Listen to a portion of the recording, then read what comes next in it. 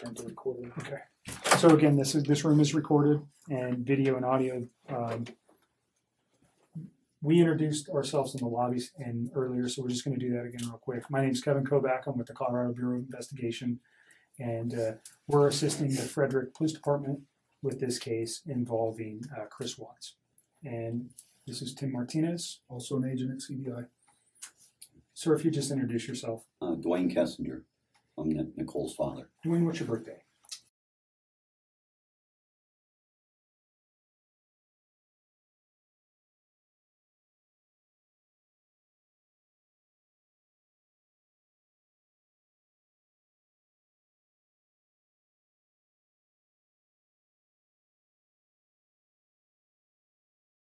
And Nicole, can you just introduce yourself for the recording? Nicole Kessinger. Do you need all the other stuff? Too? Yes, please. I live at 12255.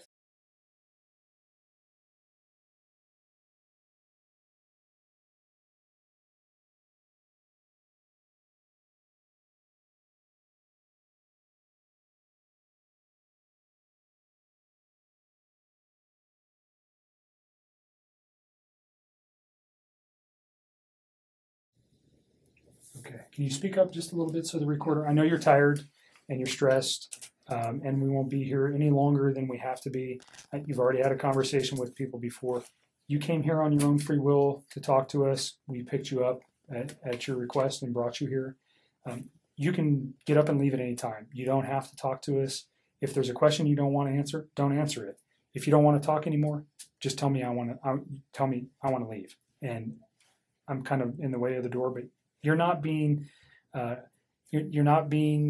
interrogated as a criminal suspect. We're here to understand your relationship with Chris and what you know about Chris and his family, and events relating to Chris Watts. And do you know him as Chris or Christopher? Either one. Okay. So the phone number that you reached him on, can you tell me what that number was? I think I deleted that out of my phone too. I just cut him out of my life. It's a 910 number. You guys have it. No, we gave it to Mark yesterday. Yeah, I probably have it, but just in case. I don't have it If anymore. I recited it to you, would you know it? Just the first three numbers. But you know it as a 910 number? Yes, that's what I do know. I mean, that's what I got. North Carolina or something. Yeah, North Carolina. Okay. So let's just start with a timeline of your getting to know Chris, how you guys met, where you met, all those things. And let's just run. And I'm not going to ask you specific questions unless I think it's necessary. I'll let you just tell me your story. I think it's a little bit easier that way. So I just want to know how you met him, where you met him, how long you guys were dating, and those kind of things initially. Okay. I think I met him sometime in June, probably early June. It might have been May. It was just talking at work. It was pretty casual. And he didn't have a wedding ring on his finger. And every time I talked to him, he didn't tell me that he was in a relationship. He didn't even mention his kids right away either. And then one day he told me that he had 2 kids. I was like, that's pretty cool. And started telling me about his kids. That sounded like a sarcastic comment. No, I thought it was kind of cute. I was like, oh, he's a dad. It was right around Father's Day too. So whenever that is in June. Okay. Yeah. So I'm not good with holidays. He told me he had kids, and then it was Father's Day shortly after that. So that's what I do now. And I was like, I thought it was cute. And then he's telling me about him. He's pretty excited about him. And then he mentioned that he did have a significant other. And then he told me that those 2 were in the process of a separation. Did he mention the children's name or his significant other's name? I didn't know his significant other's name for a while. And then I think he told me his kids' names pretty quick, but to be honest with you, on an exact date of when that happened, I don't know. So in May and June, first of all, where do you work?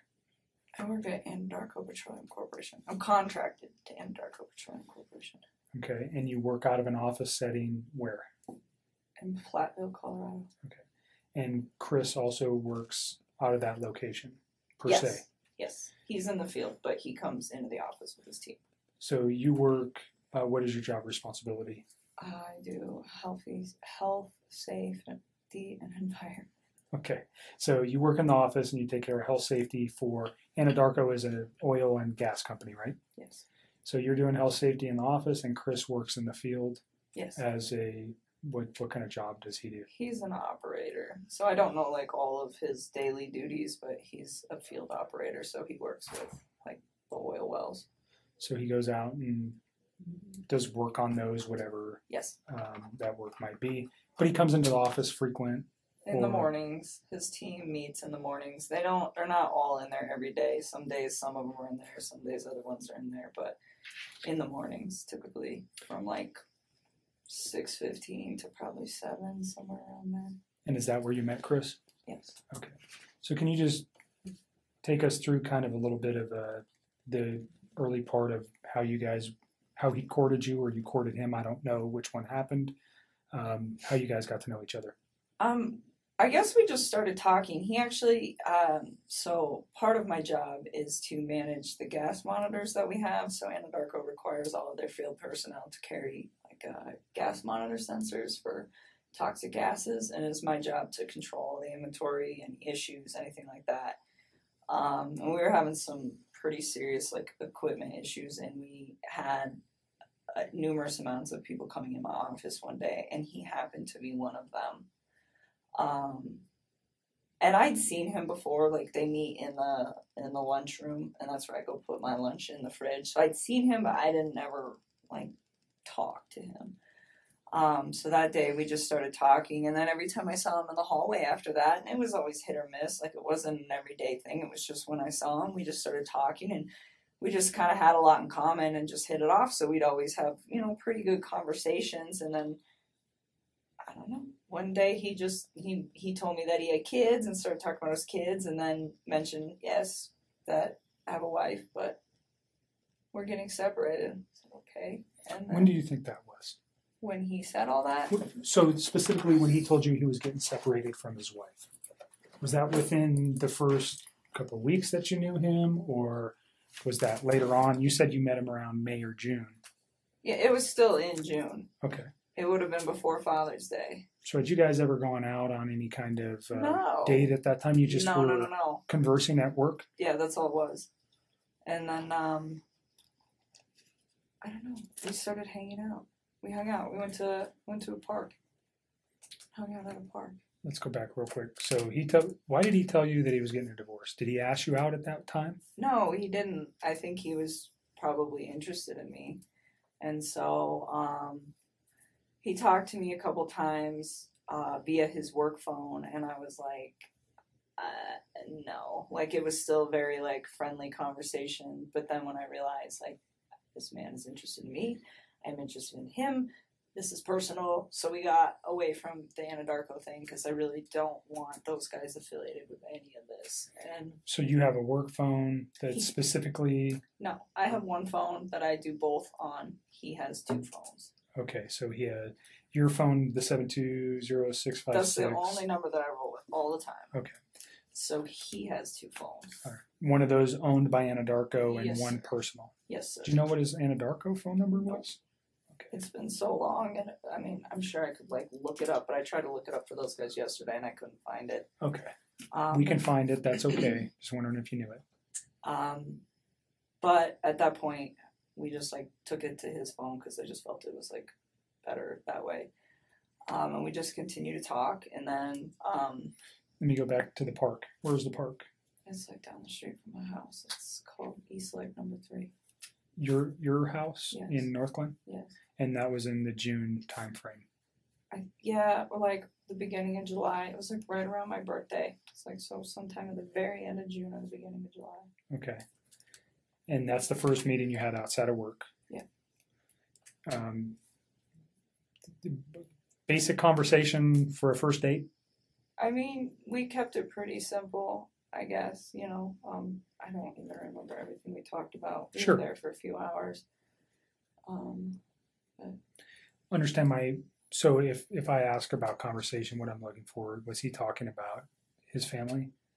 during any of these meetings? Those are the kind of, I understand whatever you guys were talking about, relationship, your life, your interests, those things. We don't need to know that. What I'm interested in is knowing is when he brings up his children, when he brings up his wife, when he brings up financial information, when he brings up his home, when he brings up anything that may have been, and it's been a few days, so you've had a chance to reflect on some articles that you may have read, and unfortunately, that you're in a situation where somebody has been murdered. And that information, when you look backwards in your memory with the conversations with Chris, anything that he might have said that would be relative to that. And I'm not just, even if one day he was mad and he said, I want to do this or do that, anything like that. If he ever made any kind of statements that you were like, whoa, that was weird. Or why would he say that? Or why did he mention that? Do you understand what I'm looking for? No, I completely understand. I just feel like some of this happened so long ago that I can't tell you like the exact words of the exact conversation at the exact time and place, because it's like we had a lot of conversations. I mean, we talked every single day. So it's like I'm trying to help you guys with the stuff like the stuff that's more current. I can give you guys a lot more like detail and exact times. But when you're asking me about something that happened 6 weeks ago and exactly what was said, it's like, I mean, I'm sure I can give you a general idea, but to be honest with you, like to pinpoint exact words, it's not going to happen. I'm not looking for exact words. Just more, let's say 6 weeks ago, he said something that triggered with you last night. That's what I'd be looking for. Or something 4 weeks ago. And if you don't remember where it was or the specific words, that doesn't matter. Just he said something that was off the wall, or he said this or he said that has caused you a moment to pause and you go, wow, I wonder why he said that. Now knowing what you know today. Do you understand where I'm going with that? I completely understand. And to be honest with you, I mean, there were several discussions that we had about his current relationship and where it had gone and what it had caused. And he talked about his kids from time to time. But the thing is he was never hostile. It was never anything aggressive. Like even when he spoke of his wife and the fact that they were separating, it was never like ill. It was still very kind. It was just like, this is not working, and would explain why, but it wasn't anything out of the ordinary or anything that I think would scare me. And to this day, even after everything that I found out, I still look back at that and I don't see any red lights with the way that he spoke of his family. Okay. Can you just describe his overall demeanor over the 8, 10, 12 weeks that you guys knew each other? It wasn't that long. It was like 6 weeks that we were hanging out. Well, I guess we knew each other longer. Okay, but you met him in the office, and just his overall persona. Who was he? Aggressive? Was he mellow? Was he calm? Was he outspoken? Who was Chris? I think he's an introvert. I would consider him to be like a pretty, I don't want to say he's a very reserved individual. I think he's probably more reserved around other people. I think he emphasized to me that one of the reasons that he really enjoyed talking to me is because if he felt like he could get out of his shell. He said around most people, he just like didn't really feel the need to like talk and converse. And it wasn't just in his home life, just in general. It wasn't something where he's an introvert. And he said with me, it made him feel like he could really just start talking about things that excited him. And I think a lot of that had to do with the fact that we had things in common. So with me, I think he was a little bit more outgoing, but even then, I would still consider him to be an introvert. I mean, not on the extreme end. If an introvert went to like 1 to 10, I'd put him at like a 4 or 5. So on the lighter side of introvert. Pretty even keeled. Yes, like really relaxed, like all the time. He was never really like worked up about anything. Just mellow, chill, easygoing guy. Very much. Okay. And he was that way with you. Did he ever have any kind of? Did you guys ever have arguments? I mean, no. Pretty short relationship. No arguments during that time. No. Did he ever lose his temper at any time? Never. You guys never had a yelling match? No. So you never saw him upset or mad? No. And there was a couple times that we had some disagreements on things that as we like further progressed into this story, you know, but it was never like I am very calm when I talk to people. It's like extremely rational when I handle situations that there's a disagreement in. And he always was the exact same way. Like always. Like I never stressed anything. I think one thing that actually kind of drew me to him was the fact that he was like very open with communicating with me if there were any like differences on how we saw things or just like open-minded about things. It was actually I personally thought it was kind of unique because usually most of the men that I've ever met are typically very closed off, and I didn't get that from him at all. But it was always like kind, very kind. So no sense that this guy had a temper or Not at was aggressive, or he never lost his mind and yelled and said crazy stuff or anything like that. Okay. No. So can we just kind of go back to your relationship? You say you guys had a lot in common. What was that? Oh, I mean, like we're both really into fitness. I think that's important. It's a lifestyle. Both of us ate pretty healthy, so I think that was important as well.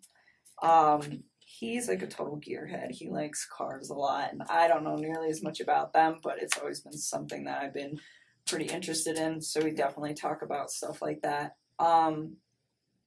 And I guess he was always willing to like learn new stuff, and vice versa. Like I like to travel a lot. It's not something that he's done a lot, but he seemed like really interested in what I had to share with him, and vice versa. So even if it wasn't something that we originally had in common together, it was just like, hey, I respect what you have to say, and vice versa. So you guys just yin and yang. You got along pretty well. Very well. And no time, he never gave you any indication that None. that he was having issues. So during your guys' dating time, did you guys spend most of the time at your place? Always. Okay, always at your place. Or we'd go out, but I told Mark yesterday, he asked me if I went over there, and I told him about one time that I went over to that house. I've been to that house twice, but it was very, very brief, and it was not like an extended stay. I did not feel comfortable there, or like, I just didn't want to be there. It's not my life. Like, that is somebody else's life and somebody else's existence, and I respect that. That's their space. And so I used to tell him, well, come to my house because this is our space. This is my space. And so for me, out of respect, just for like whatever situation he had going on and the fact that it's not my home, I felt that it was better to be in my place. And I live alone. I don't have any roommates or anything, so it's pretty easy to do that. So during June and July, were you aware that his family was not his? Did you meet his children? Nope. During June and July. And he didn't ask me to. Okay. I mean, not that I didn't want to ever. It was just not now. It's like you're not finalized with your separation, and not only that, we've barely been dating. Like, you can't introduce kids to somebody new in a situation like that. That's something that takes time. I mean, would I have liked to have met them? Of course. That would have been a great honor for me to have somebody introduce their children into my life, but not then. It was something that it was like, okay, well, let's see where we're at in 6 months. Let's see where we're at in a year. And if we're still doing this and you and me are still, happy with where we're at, and you think that this is something that is going to be long-term and is worth bringing your children into the picture, then yes, I would love to meet them. But it's like, not right now. You are still in this situation where you're not even completely out of it, and I'm getting in it, and that's not fair for them. And that was kind of the policy that I had with him, it was just like, yes, but not yet. So did he ask to introduce you to his children? Not at that time. Okay. I think both him and I were on the same page of eventually, if things went as they should. I understand your guys' relationship is very new and young. Yeah. So although it was short, I just laying everything out helps us understand what actually was going on with him. And I might ask you a question and you're going, why the heck would he ask me that? Probably because I have information that I'm not willing to share with you, and I'll tell you that right now. I'm not going to tell you some questions I'm going to ask you. What the heck? I want to share some information with you. Just, it protects you, it protects our investigation. So if it seems weird, there's a reason I'm asking it. That's and fine. It's usually relative to what I know. So don't take offense to it. Again, it's just part of what we need to know. Understood. So you went to his house on 2 occasions. Yes. Was that recent? No, that was like pretty early into it, and I did not like it and did not want to go back. Do you recall where the house was? Yeah, it's like right off the highway in Frederick. Okay. And you know the streets? I mean, I'm sure I could figure it out again if I like really had to. Like off the top of my head, no. Do you know the street name? No. Okay. I would have to like drive around in there to get there. Okay. Did it look like anybody else lived at that house at that Oh, time? definitely. Okay. I mean, So is that what freaked you out? I mean, he told me that he was living in the basement. And he said, we're separated, but we're not divorced. And we're going to get ready to sell the house. And that was the impression that I was under. And I was under the impression that they were taking everything pretty slow with this, with like getting ready to sell the house. I mean, those are big things. So that's what I was informed. And I mean, if you think about it, this whole thing happened in a 6-week stretch. Like, it's not really that much of a time frame. So in that sense, like, it's believable to me. Yes, I went to the house, and the first time I was there, I hung out in their like front living room. I just sat on the floor, and it was on the 4th of July. It was the morning of the 4th, and I was helping him to set up MyFitnessPal app and like track his food, his calories and stuff, because he does pretty good with the working out and stuff. And he asked me, he's like, "Can you help me just like get this dialed in?" It's like, "Yeah, I can do that." So that he invited me up to the house, and I was already kind of hesitant to do it because I was like, there are other people that live here, and I just felt like it was an invasion of space. And so I went up there, and we just stayed in that front room, and I helped him out with that, and got him all set up with that. And then, he asked me if I wanted lunch, and he grilled chicken and carrots. And then that's all he had. And I was like, okay, so we ate, and then I left. And then there was another day about, I can give you the date-ish.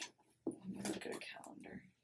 I think it was the weekend after my birthday. Just a thing on the courtesy for the phone for, what was that guy's name, Don? This gentleman, Oh. Thornton PD. I just met him today. Oh, Do you want to do the phone I forgot today? about that. For TPD. It's not for them. They're doing it for us. Yes. We don't have the equipment with us to do it, and I asked them to do it for us. They're not involved in this investigation. He would just be a computer person. He would not be looking at any of this stuff. That would fall to myself. So keep that in mind. He's not involved in this investigation. Thornton PD has nothing to do with this, other than letting us use their facility and helping us with some electronic download. He's not going to look at your phone right now. He's going to put it on a disc, and they're going to give it to me. Gotcha. I don't know, what do you think? I really want to help you guys. I do. I feel like this whole thing is just going to be crazy regardless of whether I give you my phone or not. I mean, that's kind of how I look at it. Like, it's happening. It's going to happen. Well, the text Maybe it's just reiterate gonna- what you've been saying all along, so it's not like... Well, they do. That's the other thing, too. I mean, that's kind of a good backup. Yeah, I'll give I it think to 'em. you hit the nail right on the head. There's reasons why we want everything. It validates things that we know. I'm not going to come out and tell you that if you tell me something today, we'll validate it with your text messages, whether it's the ones we have now I or the will- ones you're going to give us. I'll give Certainly. it to him. If you want to go get him. I want you to read this, is what I want you to do before you decide that, okay? So the second time I went to that house, I'm not sure what day it was, but it was the weekend of the 14th. Of August? July? I don't know if it was the 14th or the 15th. One of those 2 days. But we had went out and we stopped there just real quick on the way back. And we were there not very long. But that time I saw a picture of his wife and one of his kids. And I remember thinking to myself, like, wow, she's so beautiful. And I like took a step back and I was just like, this man has a gorgeous house. He has beautiful babies. He has a beautiful wife. He has an awesome job. Like, why would he want to leave this? And I remember talking to him about it. And that was the first time that I tried to actually say, what do you think about not separating from your wife? Like, what if you really try to work on this? And he had expressed to me that we've tried to work on this and it's not working, so that is why we're separating. And I spent some time, like, just, you know, kind of, because it almost made me feel bad, where I was like to the point where I'm engaging in a relationship with a man who, the way he described it, is in a contractual agreement, but was not in like an emotional relationship with somebody. And for me, the way I would have preferred to do this is to have waited till that contractual agreement was also done, and he was done, and he could have approached me and said, I'm just had a divorce, you know, maybe we could take this slow, what do you think? But instead it was, oh, we're separated and we're working on a divorce. And that is the part that I feel bad about, because I should have waited on that and I didn't. And, you know, I was just like, well, they're already there. So, you know, but then being in a house was just like, why? Fix this. Find a way to fix this. Make it work, you know? And I was like trying to push him to do it, and he seemed pretty reluctant to do it. He didn't want to. And I don't know, we were still seeing each other fairly frequently, but I kind of like backed away so we weren't hanging out quite as much, and we were still close, but it was just like I really wanted him to try. Like I wanted to know that he tried and it didn't work, and then he moved on, not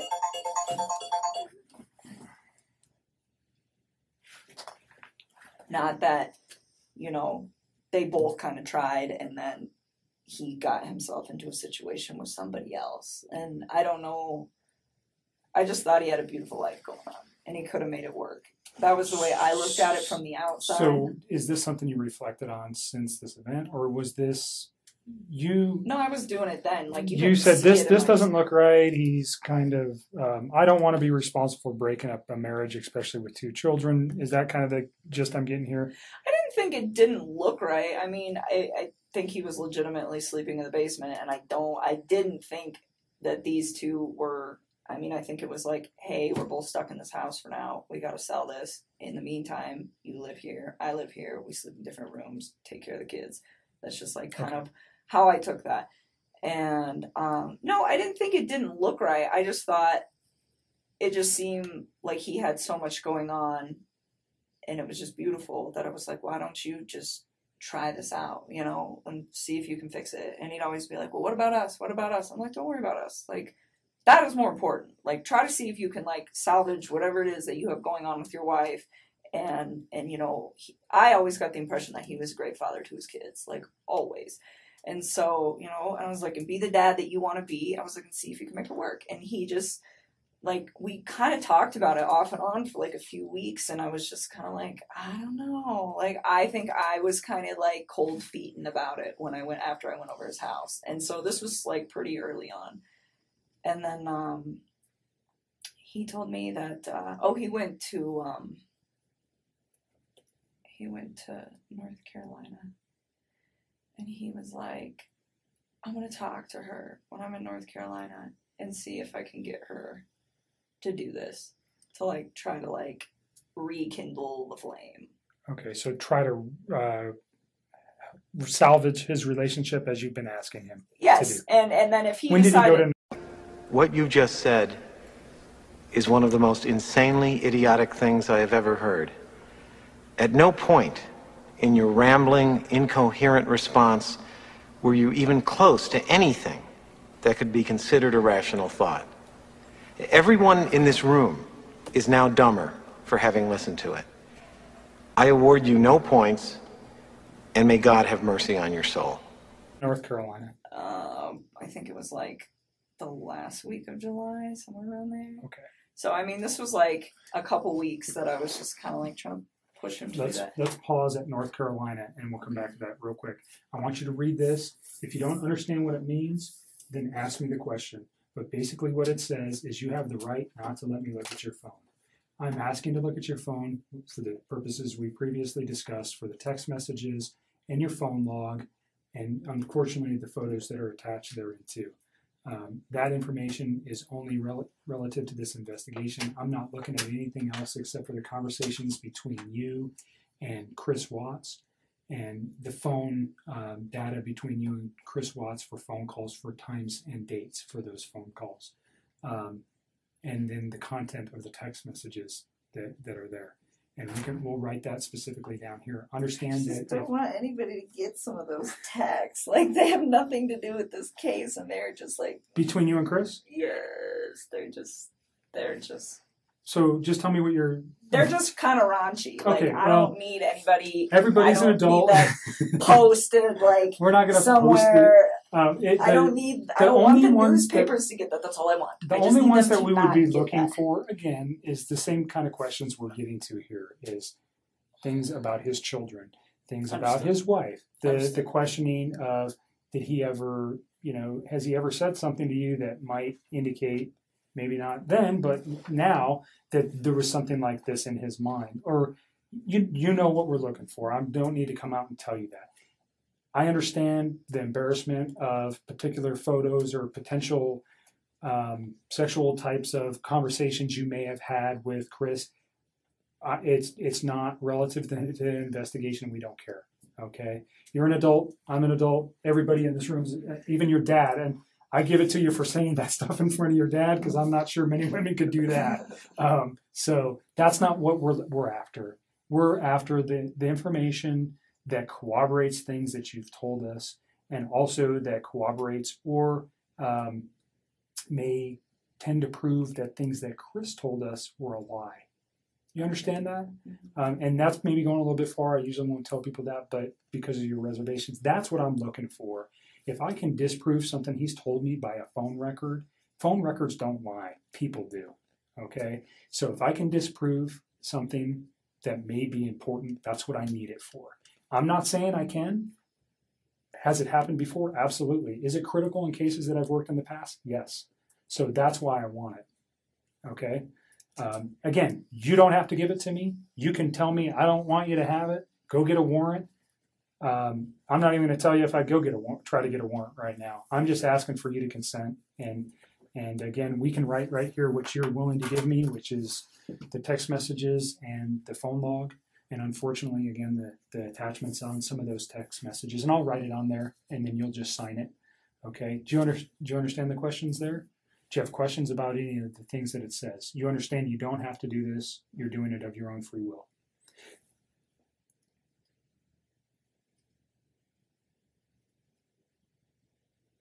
And I know you're tired, so if you want to let your dad read it too, He will. Thank you. That's a good idea.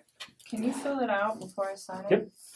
And just you read it, and if you have any questions, then we'll put on there what we're after. I'm so hungry. You should have told me. I would have got you some food. I got food in my car. It's not staying down. It's just coming She hadn't back been up. feeling good.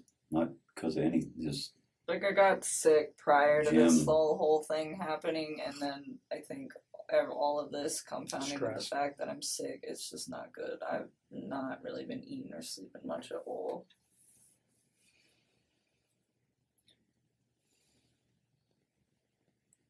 yeah. I'm with you. We definitely need to accelerate the case because the more it takes, the less sure that they are of situations. But on the other end, I think if you do just that only, You tell me what you're willing to provide to me, and we'll is write that it good on. enough? I just want, like, our text conversation, and then I guess our phone call records. So I'm going to put. So the time and date of the phone call records, and then our text message. Ted, Could we get photos of him? Huh? Could we get photos of him? Off of Would that. you mind if we got his photos that he sent to you? Oh, well, they'll be in that text message thing. So all his photos were sent. There was no apps or anything else used No, that you no, guys no, were no, sending. It was no. all just text messages. Yeah, Okay. So it'd be an attachment to a text that he sent you. pretty much. But Everything is in the text and the phone call records, so like all of it. because we don't have it on tape, we discussed prior to turning the tape on Tuesday, which would have been the 14th of August. you had read some newspaper articles on the 13th and the 14th that regarded this case. You had also had a conversation with Chris at some point during the day on Monday. And on Tuesday, because of what you found, specifically what you said was, and don't let me put words in your mouth, but you found out that his wife was pregnant. And yes. And you did not know that prior. And you found that out via the newspaper articles, and that caused you concern. Well, I just realized that he was lying to me, and I was like, well, if you can lie to me about this, what else are you lying to me about? And it made me realize that maybe his wife was in danger at that point, and it was day two, and she still wasn't home. What did that cause you to do with your phone, though? Oh, what? When I deleted those? I was just kind of grossed out by him, to be honest with you. I was just like, I don't know what's going on right now, but you just lied to me, and I don't want to see this come over my phone anymore. So I removed it. So you already said, but you removed text messages? I deleted all of his stuff because he lied to me. I mean, that's what it was. It was the hurt that made me delete it. And then it was the lie that made me start questioning everything else he'd been telling me for the last few days. And that's when you decided to come forward? Yes. Okay. So just for context, yes. When people delete stuff off phones, usually we go, No, hold on a second. No. It And wasn't that's why I malicious wanted, at right. all. It No, I'm wasn't not saying it's malicious at all. He lied to me. It just hurt. Like, I had never felt like he'd ever lied to me before. And it was a big lie. I mean, Right. telling somebody that you're in the midst of a divorce and then you have a wife that has a 15-week-old baby on the way is a huge, huge thing. And I was very taken back, and it was hurt. And so at that point, I deleted it. I had a few more quick things to say to him, and then I just got rid of him. That's literally what I did. I just cut him out of my life. It would have honestly been like a bad breakup kind of thing. Like, if none of this other stuff would have happened, that's what it would have been. That would have been the end of it. The information was not destroyed because there was anything in there that would be harmful to you or potentially to Chris at this point, but harmful to you in particular. That's not what you did. No. You did it out of, excuse my language, this guy's an asshole, so I'm getting rid of him, and I'm getting this stuff off my phone. That was like me kicking him out of my life. Okay. And then, like I said, and then realizing that he lied, that was when I was like, okay, maybe his family is in danger and they're not coming back and they're not staying with a friend. Yeah, when did I go over there? Tuesday morning? Wednesday morning. Wednesday. I called you Wednesday morning. That's when we started discussing you guys need to get everything that it just, You can understand the importance of, oh, no question. We were, like I said, people lie, phone records don't, and they really help specifically establish dates and times. Mm-hmm. I think we have a very good grip on that in this case already, but there may be a time when we go, we need to know something else, and then we would have it. We don't want to lose it, and that's really what it is for us. Is if we lose information that later on we go, man, I wish we would have got that, and we may never even use these. We may never even look at them. But if we have it now, then we don't worry about losing it. So I appreciate you being cooperative and giving it to us. Yeah. So the first thing I wrote was text messages between Chris Watts and attachments. Okay, so because we're talking about the photographs, unfortunately, that cause you much disdain. And then I am going to put phone log for calls between yourself and Chris Watts. Your phone number is 720 656 9605.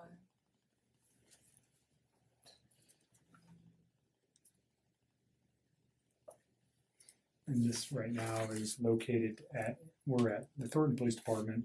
It's going to be moved to so this is kind of, doesn't make sense, but we're here. It's going to be moved to the Colorado Bureau of Investigation. He's going to download it here, but I'm going to take it with me, just so you know. It's not staying here. Okay. They're not going to retain any of this. This comes with me. Okay?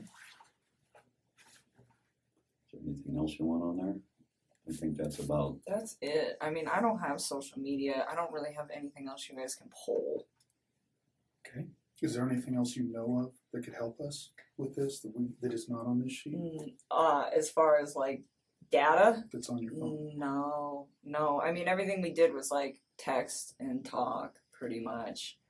I mean, and like I said, any pictures that I had, like even if you were to restore all my regular photos, there's so many pictures in there, and you wouldn't even know which ones were for him and which ones weren't. But any picture that I wanted to send to him, I sent via text. So if you guys go through the text and the attachments, you will have everything that wasn't said verbally and was done via text. But I think that's it. Like I don't have anything else. As far as like no Facebook, no Instagram, no Twitter, no LinkedIn, like none of it. So there was never any of that kind of correspondence. So I think that should probably cover everything you guys will need. Is there any particular messages that would help me so I don't have to look at? Because whatever's on your phone, I don't know how long we're going to get back to, but let's say is there a particular date or time or message that stands out to you that would be relative to specifically to the investigation into this case that might assist me in understanding why something like this could have occurred? I'm still in shock that this whole thing happened. I Like can imagine. I like that's why I gave him the benefit of the doubt for the first day, because I was just like, no way. Like I didn't even think about that. I mean, murder was not on the top of my mind when somebody doesn't come home for an evening, especially if they've just like had some sort of like heated conversation. It's like, okay, you guys are separating, you have a heated conversation, you leave for a night. Like I didn't even think this guy killed his wife. I mean, that like murder is on something on the top of my mind when I call one of my friends for 3 or 4 hours and she doesn't answer the phone. Like that doesn't even process to me as like a real thing that is a possibility at that point. And so that's why I gave it a day. And then the second day I was talking to him, he was just like a hot mess, I could tell. And then with like the way he was talking to me, and then that's kind of when I cut him off and I stopped talking to him. And then So remember what you just said, and we're going to get to that because that's probably a very important conversation. So if you want to know So, days, I would probably honestly just start at like Sunday and work your way forward. I mean, all the rest of that stuff, it's just like the small talk of like, hey, this, you know? I mean, And your relationship building through the 6 yeah, weeks. I mean, like, and if you go like maybe like a week further back, like there's times like I was trying to help him find an apartment, like just for him, not for me, but for him and his kids, to get set up. And like there's times where I'm like, well, where's your wife moving to? Like, how close is she gonna be to you? You should be within like 30 minutes of your kids, so they're close. And like you want to be close to their school and close to your gym.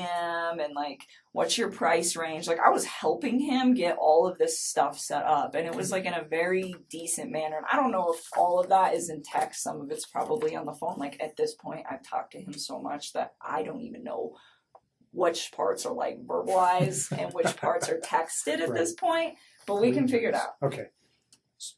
You see what I wrote? Text messages between Chris Watts and attachments, and then the phone logs for calls between your phone number and Chris Watts. Those are the two things that we'll ask to be extracted from your phone. So if you're okay with that. Why does it say items removed? Cell phone data. Isn't that this? That is that, and that's what he's Oh. going to remove, and then that officer is going to fill that out. Got you. What is the date? I don't even know what Today is the 16th.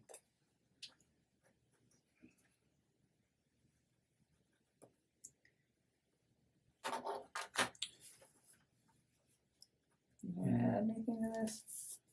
If you give us your phone, we'll get him started. Yeah, we want to give you everything, but we also want to be protected in doing so. Is more of the Sure. thing. It's just And when he's done, we'll give you a Is copy there a of this. password or anything like it? Will it lock up after a Yeah. period of time? Yeah. Right here. that's what it knows. And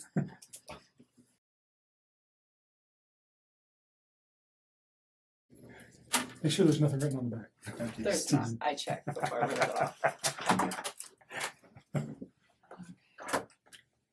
Let's go back to North Carolina. Okay. He went to North Carolina and he was trying to rehab his marriage with his wife. He Do said. you know her name at this point? Yeah. Okay. Are you okay saying her name? It's Shanann. All right. And do you know the children's name? Yes, it's Bella and Celeste. Okay. Cece. She went by. They called her Cece. All right. So he went to. Were they in North Carolina They were already already? there. If you want something. I don't know if my stomach will do that. Yeah, they were already out there. He just flew out there to meet up. Do you know why they were there? They're all from there.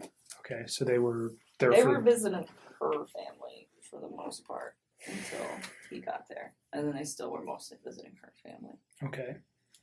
Hey, do you know how long they had been there? A while, like weeks. All right. And he flew out to join his family there. Yep. Did you know specifically where he flew to? What airport? No. What city?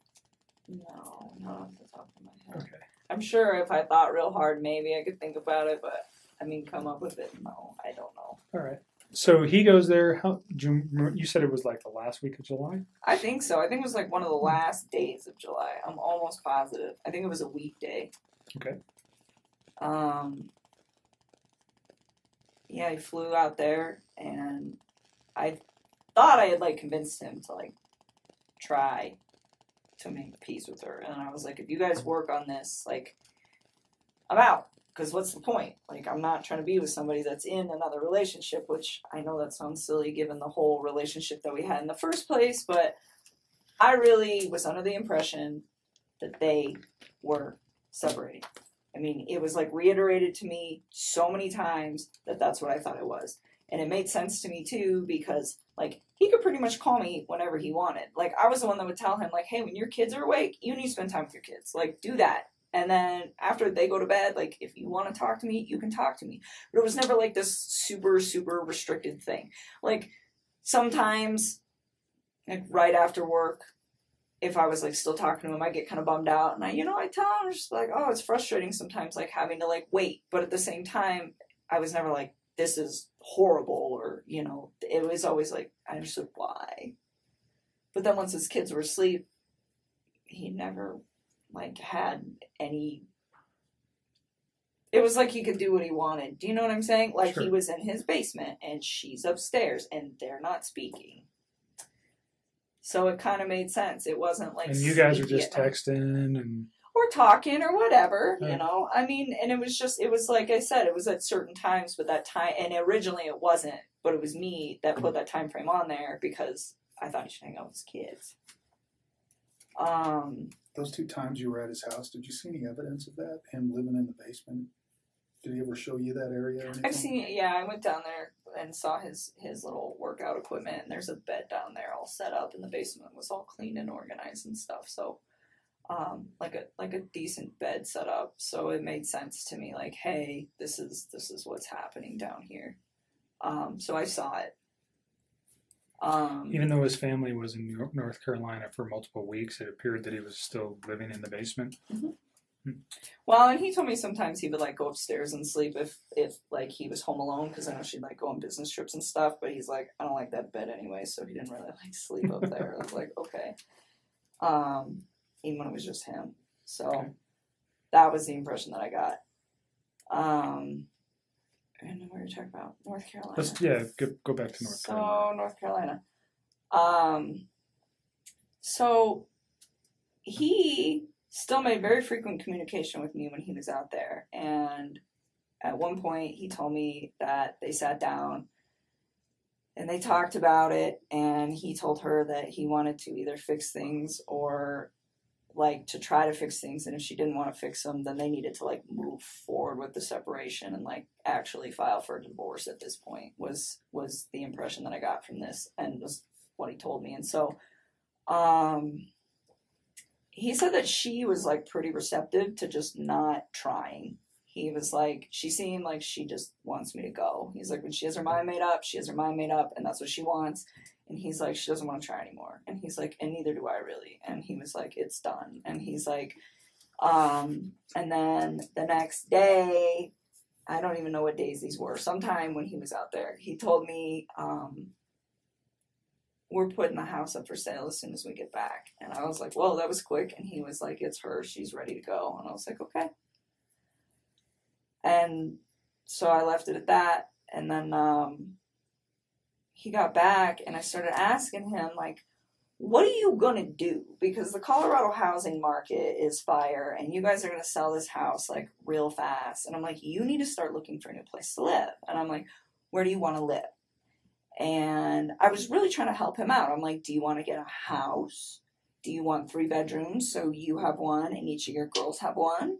I'm like, do you want to, you know, like do an apartment? Like, what do you want? You know, where do you want to live? Because he's in Frederick, but that whole area over there is just like a bunch of small towns and you can kind of just pick and choose. Everything's kind of, you know, and so he told me, well, I like Brighton. And I was like, okay. And then he told me he wanted a 2-bedroom apartment and he said he wanted 1 room for him and the other room for his 2 girls.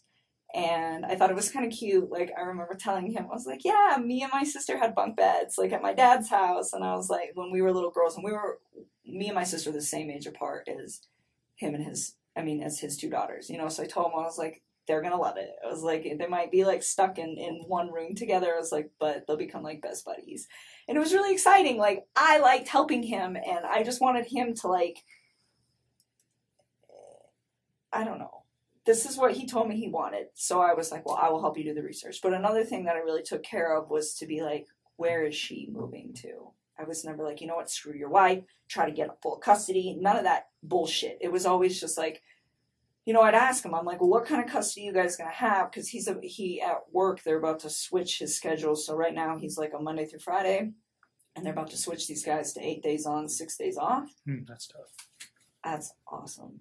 And I was asking him, I was like, are you going to have your kids like on that set of days off? I was like, because that would work perfect. Like 1 week on, 1 week off. And I was just like, you know, we just talk about it. I'm like, what is your plan? And he's like, we haven't figured out exactly what we're going to do about the kids yet. But he told me, he's like, Colorado's a 50-50 state and she's okay with everything 50-50. Like, he said that she was like on board with this because she wanted it too. Like, she was checked out of this relationship. So that was like how he made this sound. That it was like a very like kosher, we're done kind of thing. Did you ever give him like books or articles or anything to read about saving your marriage? Did you ever provide anything to him like that? About saving his marriage? Yeah, like how to recover a marriage or how to save your marriage.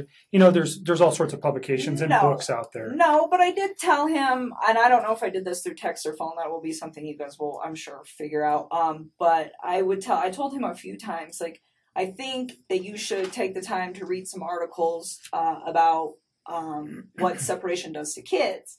You know, and I told him, I said, when my parents separated, we were literally like 3 and 5. We were almost the exact same age as these little girls. And I told him, I said, you know, I was so young when it happened that it didn't really have like a big negative effect on me because it was so small that I didn't really process it too well. I was like, but I do have cousins that their parents got divorced when they were like 10, 11. And I think that it hit them a little harder, you know, and he's like, oh, they'll be fine, you know. And I told him, I was like, even though they're small, and you think that they'll be fine, I was like, I think you guys should just read about it just so that you guys are prepared in case, you know, one of these two starts having a hard time with the fact that you guys aren't in the same house anymore, you know? And I would tell him, I was like, you know, there's pros and cons to it, like, because he was like getting ready to do it, and it would be like, you know, it's kind of cool having 2 Christmases, and, you know, like, your parents get to go, you know, be happy doing whatever it is they want to do with their lives, and they don't have to be in a situation that's probably not good for the kids because it's not good for those 2, you know. But at the same time, it was like, just read. Like, that's what I always used to tell him. I'd always tell him to, like, I tell people to read about everything. Reading is so good for you. So he, at this time, is telling you that, yeah, I am the guy trying to save the marriage and she doesn't want it. That's what he told me. So, and and then he was like, she doesn't want it, so I'm not going to do it. And then it was like, we're filing for divorce, we're selling the house. And this was like all as soon as they were coming back from North Carolina, like boom, boom, boom, boom, boom. Would you recall when he gets back from North Carolina? No, I don't even know how long he was out there. I know it was like less than 2 weeks and more than 1. Okay. I don't remember. So he comes back early August. Would that be fair? Oh, yeah. It was definitely like in the first 2 weeks somewhere. All right. Probably the second week of August at some point in that. I don't remember when. Does his wife come back with him at that time? Or Yeah, they all came back. They all come back at the same time. They all came back. And then, so he continues to just, tell me that this is like what he wants. And so I took the time, and you will see that in the text too, where I I found this apartment. It was perfect. It was so cute. I was like, it's in your price range. It's like 6 miles from the gym. It's 23 miles from work. I'm like, it's super close to Frederick. It's going to be by your kid's school. Like, this is the spot, and I told him, I was like, I'll keep looking for more places. And he's like, well, there's some that I want to go see too. And he actually had me thinking that he was going to go look at these places this week before all Okay, this. so this is fairly recent then. If we're this talking, just happened like in the last. he's going to couple go weeks. look at apartments. He wanted me to go during, with him. when you say this week, are you saying Like this Monday this was the 13th? like this week. Okay. Yeah. So I told him, I was like, well, pick out a few spots, and if you want me to come with you, I'll go look at them. But you You said earlier that he had never, or that the apartment wasn't for you and him. It was just for him and his children. Oh yes. It was you had no intentions of moving in with him. No, I have my own spot. I still have a lease there till July, and even then, like, he never asked me to move in with him, Okay. and I never tried to move in with him. I mean, I told him. I really try to take everything with this whole situation very slow. The only part that I screwed up on was the fact that he wasn't completely separated from her when him and I decided to spend time with each other. That is where I screwed up. But other than that, everything else, it was always like, you build your life, I'm going to build my life, we will intertwine them, but I am not ready to do this. And he respected that. And I even said that, and I don't know, that might be in the text, but said that too, where it's like, Chris, like, you need space. Like, you're just getting out of a divorce. Like, personally, I think jumping into a new relationship is a little quick. It's like, I was in a relationship earlier this year, and I think this is also a little quick. And I'm like, so why don't we take our time? And I'm like, if you guys end up doing a week on, a week off with your kids, I'm like, the week you have your kids, be with your children. And the week that you don't, I'm like, I don't even want to see you every day. I'm like, I think we should spend like a few days of that together. I'm like, because I like my space, and I think you need your space. I think you need your space to like develop your identity again and like get it back, because I think he's just been like so wrapped up in this whole thing that he's got in his own life and his life that he doesn't remember probably what it's like to like be single or have time where it's like just him. Sure. And so I was just like, like, embrace that. I think it's a beautiful thing. And I really try to like take it smart with all that. And it was the same thing with his kids. I was just like, and we talk about things every once in a while where I'd be like, hey, if I ever meet, cause like I have a lot of house plans. That's a good example. So I have a lot of house plans, and I told him, I was like, one day, if I ever meet your kids, I was like, I'm going to show these girls how to like paint pottery and plants. I was like, I think they would love to see something grow that they built. I think it would be really, really cute. And like little stuff like that, but it wasn't very frequent. It wasn't, hey, we should get married, and hey, we should have babies, and hey, I want to live with you, and hey, I need to meet your children now, and let's cut the mom out. It was never like that. And there was never any conversation about, we can't do this with her around. We can't do this with the kids around. No. He never said that. You never said that. No. So the way you guys were trying to make this work was just, slowly trying to come together because of his current situation, and you, by your own account, mine. You're just a independent person. It sounds like pretty much, yeah. And but through text message or through conversation, he never said, "Hey, this isn't going to be financially able. I'm not going to be financially able to do this," or "This isn't a good thing. I got these kids." None of those conversations ever came up. No. He told me like he had a budget restriction. So for his apartment, and I'm pretty sure this is in the text, and this will probably be in the last couple of weeks, he told me $1,100 to $1,400 when I was asking him. Like, because I told him I'd help him do homework. I was like, you do some homework, I'll do some homework. We'll knock this out, because if you guys are for real putting the house up, you got to figure it out. And so that was his budget. And I remember asking him, I was like, you sure you don't want to just get like a house? And he's like, I never thought about a house. I'm like, yeah, you can rent houses, man. Like, it's a thing. And he's just like, I don't know if I can afford that. I was like, okay.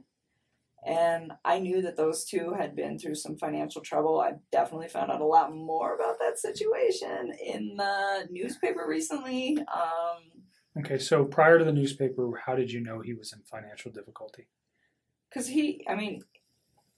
when I went to that house, everything in there is very, very, very, very nice. It looks like it all comes with a very expensive price tag. And I didn't say anything to him about it, but I could kind of tell then where I was like just looking at everything like, how do you guys afford this? And then he has that car. I don't even know how much that car costs, but I bet it's what car is that it? Lexus. I'm sure that thing costs like 80 grand, but just like money. Like everything just looked like it costs a lot of money in that house. You probably have a decent idea of how much money he makes. Yeah, and it's not enough money to pay for all that. Not even close. Did you have any idea what Shanann did for a living or how much money she might have made? I mean, I had an idea. I would consider her like a sales rep. I don't know how else to describe that. For the company that she worked for. And I don't know exactly how much she made. He said that she was really competitive and she liked to try to keep up with him. He's like, she gets close sometimes. So I don't know how much those two brought in. I mean, off the top of my head, if I could guess, probably somewhere around like 140K a year. I mean, I don't know. Because I don't know exactly how much he makes. And I don't know exactly how much she makes. But based just off of like what I know about the oil field, like, yeah, I would say that's probably an accurate estimate. So even if they're making, let's just use the figure $100,000, they're living above their means or below their means? Oh my God, like way too much. Way. Did he ever discuss with you any of those issues? I mean, a little. I mean, I didn't know about the bankruptcy or any of that till I read on the newspaper about that. But I think he was really frustrated with the situation. He told me, he's like, I feel like my paycheck goes in my bank account and I just watch it go like this. He's like, but it doesn't have to. He's like, she makes it like that. And I was just was he resentful for that? I don't know if he was resentful. I just think he was frustrated by the fact that they could be doing a lot better financially. And she, from the vibe that I got, had really bad spending habits. So she was a spender. The car, hers or his? I think it's hers. Okay. I'm pretty sure that that's hers. Do you know what other car they might have? Well, I mean, his APC pickup truck. And that's it, I think. That's owned by Anadarko, though, right? Yeah. But so I don't think they own any other vehicles as far as I know. I think it's just that thing. And Anadarko doesn't allow him to drive that on his own personal time, right? No. So he's just got one vehicle. Yep. And it's a very expensive Lexus. And then they live in a pretty expensive house. It's a huge house. Yeah. I was very taken back when I saw it. I was just like, whoa. How? And then the fixtures inside caused you to pause. Everything was just like. And then you mentioned today you read something about bankruptcy. Yep. What did you read? That those guys filed bankruptcy for a lot of money. Who are those guys? That couple. Okay. In 2015. Oh, Shanann and Chris. Thanks. Filed bankruptcy in 2015. Okay. And you said for a lot of money. Do you recall the amount? No, because it was different in each of the newspapers, and I don't know which one to believe. Okay. So hundreds of thousands of dollars. So, yeah, I didn't know that. Let's go just back to him and the financial. He tells you he has a concern enough to at least express something to you that he's frustrated with the way she spends, or he's upset with working so hard and never having any money, and she's kind of she's the responsible party for spending most of the money. I pretty much got that vibe. I mean, he just told me, he's like, we're house broke all the time. I was just like, that's unfortunate. And I asked him, I was like, do you have 401k? And he was like, yeah. And I mean, the reason I ask him this is because if I get in a relationship with somebody, I want to know, like, what kind of baggage that they have. I think that's important if I walk into a situation where I'm like, hey, I have good credit and I have all these things that I've been building and you don't have your stuff together. Like, what are we going to do with this? And it's important for your long-term You're smart. thing.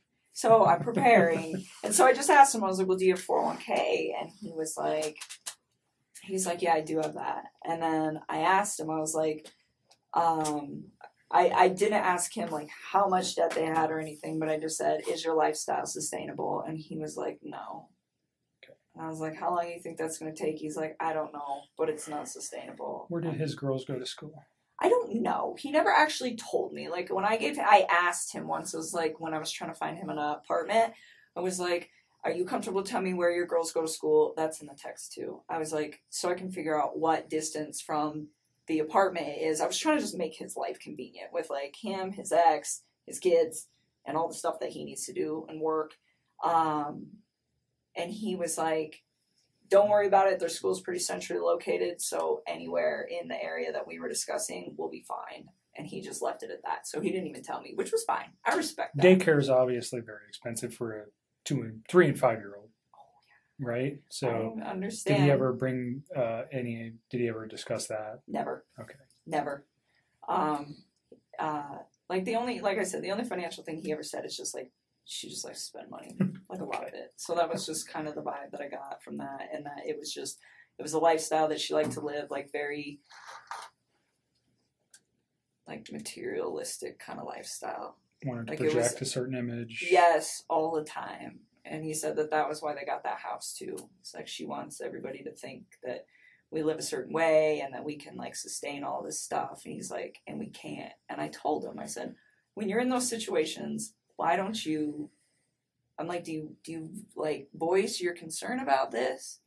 And he told me, he's like, when I try to talk to her, he's like, she's really bossy and she usually shuts me out. And he's like, when she does that, he's like, I just let it go. And I'm just like, all right. I mean, I don't try to like interfere with how those two interact. But I did ask about it because I'm just curious, because I would never put myself in a situation where someone was like, you know what, we're going to live in this house that costs like double what we can afford, and that's how it's going to be, because I want everybody to think we're fancy. Because I wouldn't do that. I mean, to me, like, I wouldn't put up with somebody doing that to me. And I'm not saying that that's what she was doing. I mean, for all I know, he could have been completely lying about this. He could be the one spending all the money. Sure. You know, This is just what he told you. Exactly. So, I mean, that's as far as I can interpret it. So I can't be like, well, oh, she needs to do this and she needs to do that. But he voiced his concern where it's just like, financially, I'm in a very bad spot that I don't need to be in, but I'm stuck in. And that was kind of where he was at. So, but I mean, he was never like mean when he talked about her. He was never hostile, like nothing like that. He just, I mean, very calmly, like, this is the situation. And I think the only reason that he even provided me with that information is because I asked. Okay. You said something about her being controlling or Bossy. bossy That's what he said. Bossy. in like all aspects of their life, or what? Do you know exactly what he meant by that? How that affected him? I think he was just saying when he voices his opinion, it's not heard. Is the gist of that, which I thought, from what it sounded like from their separation, from them trying to separate, that was a big deal for him, where he was saying that the reason that they don't really get along anymore is because he feels like he's not heard. He says that he comes home from work and he tries to talk to her and she'll just be like, 1 minute, I'm on the phone. Or she'll like scroll through social media and she like doesn't acknowledge him. And he said that he'd addressed it with her a few times and they're calm. He said they don't really like fight. Like, they don't scream and yell. And he said he'd addressed it with her a few times and he said it just fell on deaf ears. He's like, she just seems like she's not interested anymore. And I think it made him sad because, I mean, he was like all about his kids and he seemed like he was trying to be all about her, but it just wasn't reciprocated. And I think at that point he was just like, they just kind of like fell apart. Okay. Just kind of drifted apart. Is that was that your words or his? What, that they fell apart? Those are mine. Okay. Those are mine. He just said that they didn't communicate very well. And it wasn't in a aggressive way communicate. It was just the fact that they didn't like communicate at all. They didn't talk. Yeah, they had children, and they was there ever mention that he was trying to resolve or save his marriage for the children's sake? A lot of people talk about that. Did he talk about that? I mean, he told me that he believed that the only reason that those two had still been doing it as long as they've been doing it, He told me that her and him have had communication issues for about 6 years, where she just seems really like detached and uninterested in like trying to like build something with him.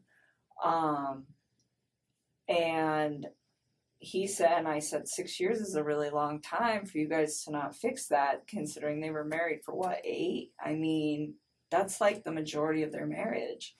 And he said, sometimes I think we just do it for the kids or something like that. I mean, it's been a long time since I've Sure. seen these conversations, so I don't know like verbatim, And that's but it was we're trying pretty to much just like, get you to remember some yeah, things. like, but he said it wasn't just him though. He was like, I think she does that too. Okay. You know, I mean, and it was like this equal part where they are just kind of like going through the motions, I think. Mm-hmm.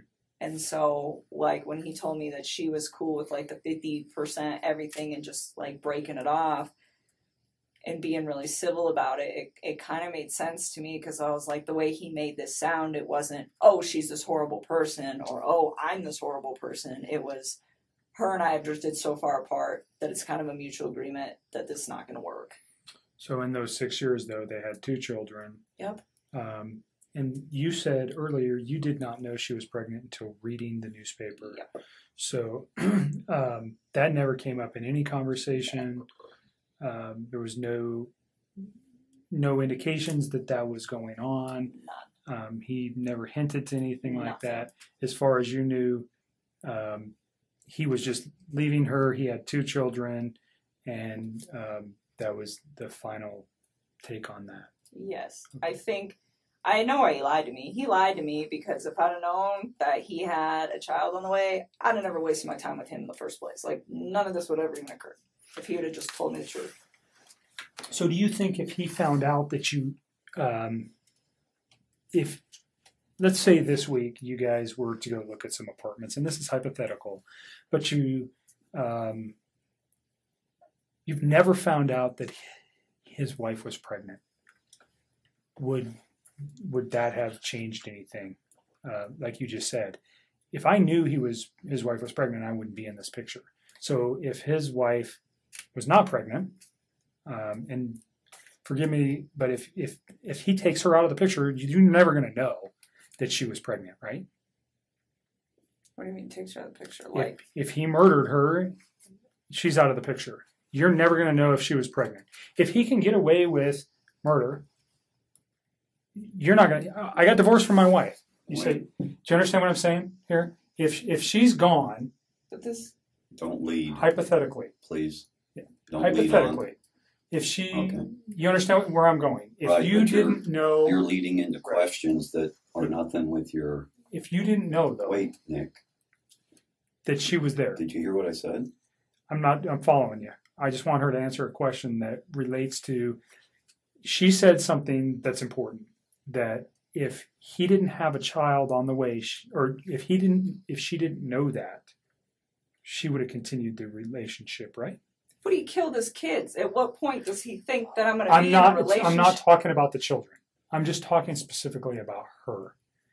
If you only knew, if the kids were still here, and he called you and said, "I'm divorced from my wife," and he gets away with this, do you understand what I'm thinking from his aspect?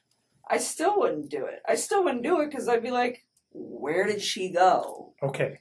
Because I'm under the impression that she's a really good mom. Like, he never bashed her momming skills. Like, no, I wouldn't, no. Okay. No. And that, you see where I'm trying to take that? Yes. So you guys never had a conversation about the child, period. I didn't know at all. All right. And by your words, if you did know, you would have ended the relationship. Well, because it wouldn't have made sense to me that he's like, I'm getting separated. Oh, by the way, I have a baby on the way. It's like, That's 15 weeks. You are a liar. You're just trying to sleep with me. That's what I would have probably interpreted that as, and I'd have just shut that off at work, and that would have been the end of it. Okay. All right. We can move past that. The week that he comes back from North Carolina, you don't remember, somewhere in the first couple of weeks of August. Yeah, I think it was the second week, but I don't remember off the top of my head. So we'll just use August as a time frame. Is that fair? Because you know he left in July and he comes back in August. How many times do you think you see him? I saw him a few times. I saw him this past Saturday. I saw him the Wednesday before that. And he wanted to see me more. I was the one who wanted my space. I was like, nope, your kids are home. Go hang out with your kids. And even on Wednesday, I cut it short. Like, he came and hang out with me for a few hours. Then I was like, go chill with your kids. Okay. I was always like, do really you know specifically where you guys went? Did you meet at your house? Did you guys go to any restaurants? Did you go to establishments? Where'd you go? Last Wednesday, he came to my house. And this past Saturday, we went to, what's the name of that bar that we used to go to? It's not the same, the Lazy Dog, but it's the one off of 144th and I-25. I think it's 144th, up there. And it's the Lazy Dog? Yes. Did he ever mention a Rockies game that night? No, I don't think so. But there was the Broncos were playing. Okay. Which we couldn't see because they sat us in really crappy spots, but it's okay because it's preseason. But so do you recall what time you went there? No, I remember. Well, kind of. So he had to get a babysitter that night. Do you know who that was? Somebody who's really young. I remember I asked him who his babysitter was, and he's like, "We have two. This girl's only 17, but the other one's out of town, so this girl's gonna stay, and she doesn't do overnights." So I gotta be back by 10. And I remember her saying that and him saying that. And I don't know what time he got to my house. It was between, I want to say like 5:30. It might have been 5, but I don't think so. Because I think the babysitter, if I remember correctly, showed up at like 4:30 or something. And he was like, I want to spend time getting my kids acclimated to her. And then I will come. So his children didn't even know her. Oh, no, they knew her. But he was saying like he likes to like stay there for a little while. He doesn't just like walk out the door when they show up. It's like a transitional thing. And so that's why I'm saying I don't know how long it was. I want to say like 5:30. And then he had to be back by 10. So he left at like 9 something to be back by 10. So he picks you up? What was he driving? No, he didn't pick me up. He came to my house. We drove my truck. Okay. So he gets to your house. You know what he was driving to get to your house? Off the top of my head, I don't remember. I'm pretty sure he usually drives that Lexus, but he doesn't always park it in my complex because the parking, there's not good spaces. So where you guys pick me up at, a lot of times he'll just park out there because there's room. Okay. So that kind of works so that because there's just not a lot of room in my apartment complex. But off the top of my head, I don't know what he was driving. What kind of truck do you drive? I drive a Toyota 4Runner. Okay. So you guys take your 4Runner to the Lazy Dog. Yep. And you said they sat you in crappy locations. Where where were you inside the bar? When you walk in, you just hang a right, and we were like one of the first 2 booths on the right. When you walk in the door, it's just not a good. It's a good spot, but just not for the TVs. And we actually went to the other Lazy Dog. We went to the one that you and me go to. Where's that at? Federal and 120th. It's 120th and Federal, and we went there, and they have a different menu, and I was like, I don't want to eat this food. So we should go to the other one. So initially you go to the 120th Yes. location. Did you actually get seated? Kind of, sort of. They were like cleaning off a table and we were standing there just kind of looking at the beer menu and the food menu. And I was like, I don't want this. And so we left. 6 o'clock? Probably somewhere around there, 6:30. And then we left and went to the other one and we ate dinner. And you're in like first or second booth right to the right of the door. I'm just asking because if they have video, we want to be able to verify that. So that's why it's important. And you're there for how long? I don't know. Probably we didn't stay for dessert. So I don't know. How long does the restaurant take? Like an hour and a half? I don't know. I've never been to the Lazy Dog. I don't know. Probably about an hour and a half. And then we went back to my house for a little bit. Hung out at my house for a little while. And then he had to leave. And then he left. Do you recall what time he left? Off the top of my head, no. I remember he was like gonna be late to be back at 10. I think there's a text message where he starts texting me when he's home at his house. Okay. So you can probably figure that out. And I remember I texted him back and I was like, damn, that was quick. Or wow, that was really quick. He's like, yeah, I even had time to stop at the ATM or stop at the gas station, stop somewhere to get money to pay the babysitter. Okay. And I was just like thinking like, well, that was really fast. But I think he was still like a little late coming back, but nothing too drastic. So he probably left my house like somewhere around 9:30ish. All right. And you know, he goes straight home. He texts you. Well, I was already home. Right. No, he texts you. He goes straight home from your house and he texts you that he's home.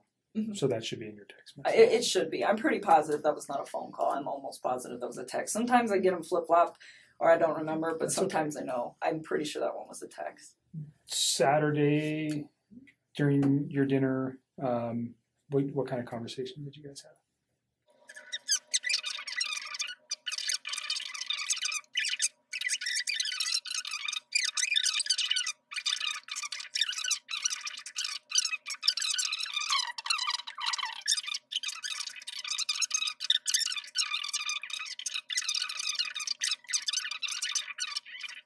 To where he was at with all of that. So that was your main conversation Saturday. That was like a big chunk while we were there, is like us actually going through, because I was like going through each item like, why are your ratios off? Do you I know was- where his kids or wife were that night?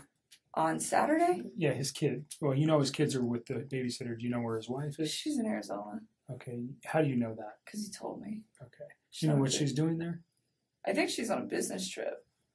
He didn't even tell me right away. He actually told me, I think, like on Saturday or something. It might have been like during a Friday phone- or something. I honestly don't remember. I just remember I was like really surprised where he's like, hey, like, I'm going to try to get a babysitter if you want to hang out or something like that. And I was like, why do you need a babysitter? Like, your wife's home. He's like, no, she's out of town. I was like, oh, Okay. okay. Is there much conversation regarding that, her on being on a trip, or the children on during those conversations?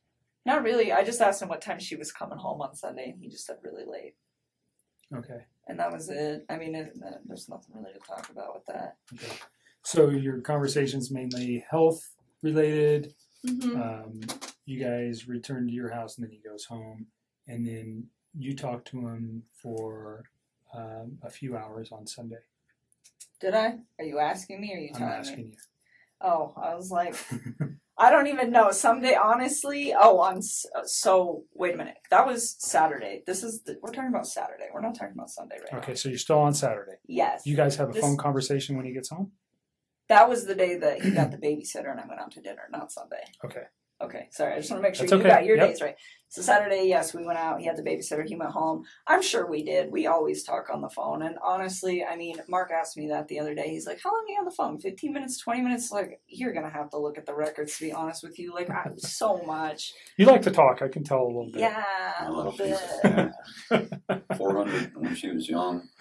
She'd crank out about 400 words a minute, gusts up to 600. That little thing can yak, man. You're a talker, so I'm letting you talk. I need to use the restroom. Let me show you where it's at. Can you So- give me some water while you're out there with Sure. them, please? Thank you. Another bottle. Let's Yeah, at least one. move to Sunday. Sunday. Well, Okay. let me reverse something. Your conversation with the children, or about the children, was there ever talk about medical concerns with either of the children? Well, I know Cece is allergic to not peanuts, like pine nuts. Pine nuts. So she has a nut allergy. Yes. Did they take meds? Yeah, I know that she had like an EpiPen, but as far as I know, she didn't have any meds. But I never asked. Like, I was just told like she has a pretty severe allergy, and Enough to carry an EpiPen. That's pretty severe. yeah. While we're on this, so when he was in North Carolina, this is all like hearsay now because it's like this is not a conversation. Like, he's telling me this stuff, but who knows exactly what happened. But he went out there to go see his family and her family. And while he was in town, before he went out to North Carolina, I guess his mother had accidentally, like, not exposed her to something with nuts, but had, like, given a product, I think it was like ice cream, to a different kid that could have traces of nuts or something. I don't know. But it was like his daughter was fine, but she was, like, in the range of contamination. And I think his wife was very upset about that. And when he got to North Carolina, he told me that he was supposed to spend like half time with them, half the time with her family, and that was supposed to be what it was. I don't know. But he said that he went to go see his family, and they weren't answering the phone for like a day or two before he went out there. And then when he got there was a note on the door that said, son, if you step by, we're at the beach. And they ignored him for like most of the time that he was out there. And His own family? yes, his mom, his dad, What and do you- his sister. What's the significance? Do you know why? Yeah, he said, and again, I don't know what is true with this man anymore and what's not, but he told me that, like, leading up to it, I was like, well, why are your folks, like, ignoring you? And I was, like, really concerned about this. Like, every single day he would talk to me when he was out there, and I was like, you talked to your family today? You talked to your family today? Did you talk to your dad? What happened? Did you talk to him? No, I didn't. Or, yeah, I talked to my mom. Well, what'd she say? Are you going to hang out with him? Like, I wanted him to see his people because it's important. Family is an important thing. You know, it just needs to function properly. Sure. And so I was like, well, and he was like, well, they're ignoring me. And I was like, what do you think happened? And he was like, I'm not really sure, but I think something was said between my wife and them during that incident. And he's like, because The every time peanut yes, or that happened nuts. before he got there, yes. And he's like, because every time that I try to I talk about possibly going over there to see if they're home, she gets upset about it. And I was like, okay. And he told me that his mom and his wife did not get along at all. He said that his mom didn't even show up to his wedding because she's like really did not care for Shanann. So again, I don't know what's true and what's not, but I just know that there was like some tension there. Mhm. And again, like that part is like, I feel like it's almost third party. So that's why it's Sure. like I didn't even Well, but bring it up came from him really. to you, so it's not. It is something that I is whether it's important or not, we can validate that. I'm sure we will be having some conversations with family. You know, what does it mean? I don't know. But, Yeah, I don't know either, but I just know so like, maybe she, I don't know. well, and then he ended up seeing them on the last like full day that he was there, and they told him supposedly that she had gotten really upset and had screamed and yelled in front of Chris's sister's kids that are very young, and to his mom and to his dad, and said like, you're never going to see Chris again, you're never going to see me, you're never going to see the babies, and just like threatened them, and then like walked off. And I guess that was the incident that happened prior to him coming out there, and then she didn't tell him about it. Mhm. She just like let it go, and then he just spent all week trying to figure out why his family was like not trying to be involved. Gotcha. So again, I'm not sure. That was like it just feels really third party, so it's hard for me to like talk about because Sure. like I don't know how That's okay. much validation. So there is and all that. beyond the nut allergy for CC, did you know of any other? Did she take meds that you know of other than carrying an EpiPen? His kids or his wife? No, his children. No. And now, well, if you know anything about his wife's medical conditions, if she had any. No, I've like read in the newspaper they keep saying, "Oh, she had medical conditions," and I'm like, "Is that a misprint? Are they talking about CC, or is that just something else I don't know?" So you don't know anything about Nope. Shanann having any kind of medical problems? No. Okay. Covered Saturday. So there's a phone call Saturday night, actually, from, it can't be Saturday, it had to be Sunday. I wrote that down quickly. Sunday night. Is there anything else you think, let me just back up from the Saturday where you guys had a meal at the Lazy Dog to prior for the 6 weeks that you guys were serious. And although your dad's here and I think you're probably pretty comfortable, your relationship with Chris was, can you describe your relationship? I mean, when he was with me, I considered it to be fairly healthy. It was open communication, and it was what I thought was honest, and it was very calm. It was respectful. We got along really well. He gave me my space when I needed it. I gave him his, and anytime like he wanted to take care of it, like anytime that his kids could be in like his life for hours or days or whenever they were home, I made sure that I wasn't a presence in his life so that he could be the best dad that he needed to be. And I mean, I thought what we had, it was very comfortable for me. I enjoyed it. I think he did very much as well. You guys, 6 to 8 weeks, 2 months, whatever it was, you guys have an intimate relationship during that time. Yes. Okay. So you're pretty serious. Did he ever tell you that he loved you? Yes, he did. Did you ever tell him the same? A couple times.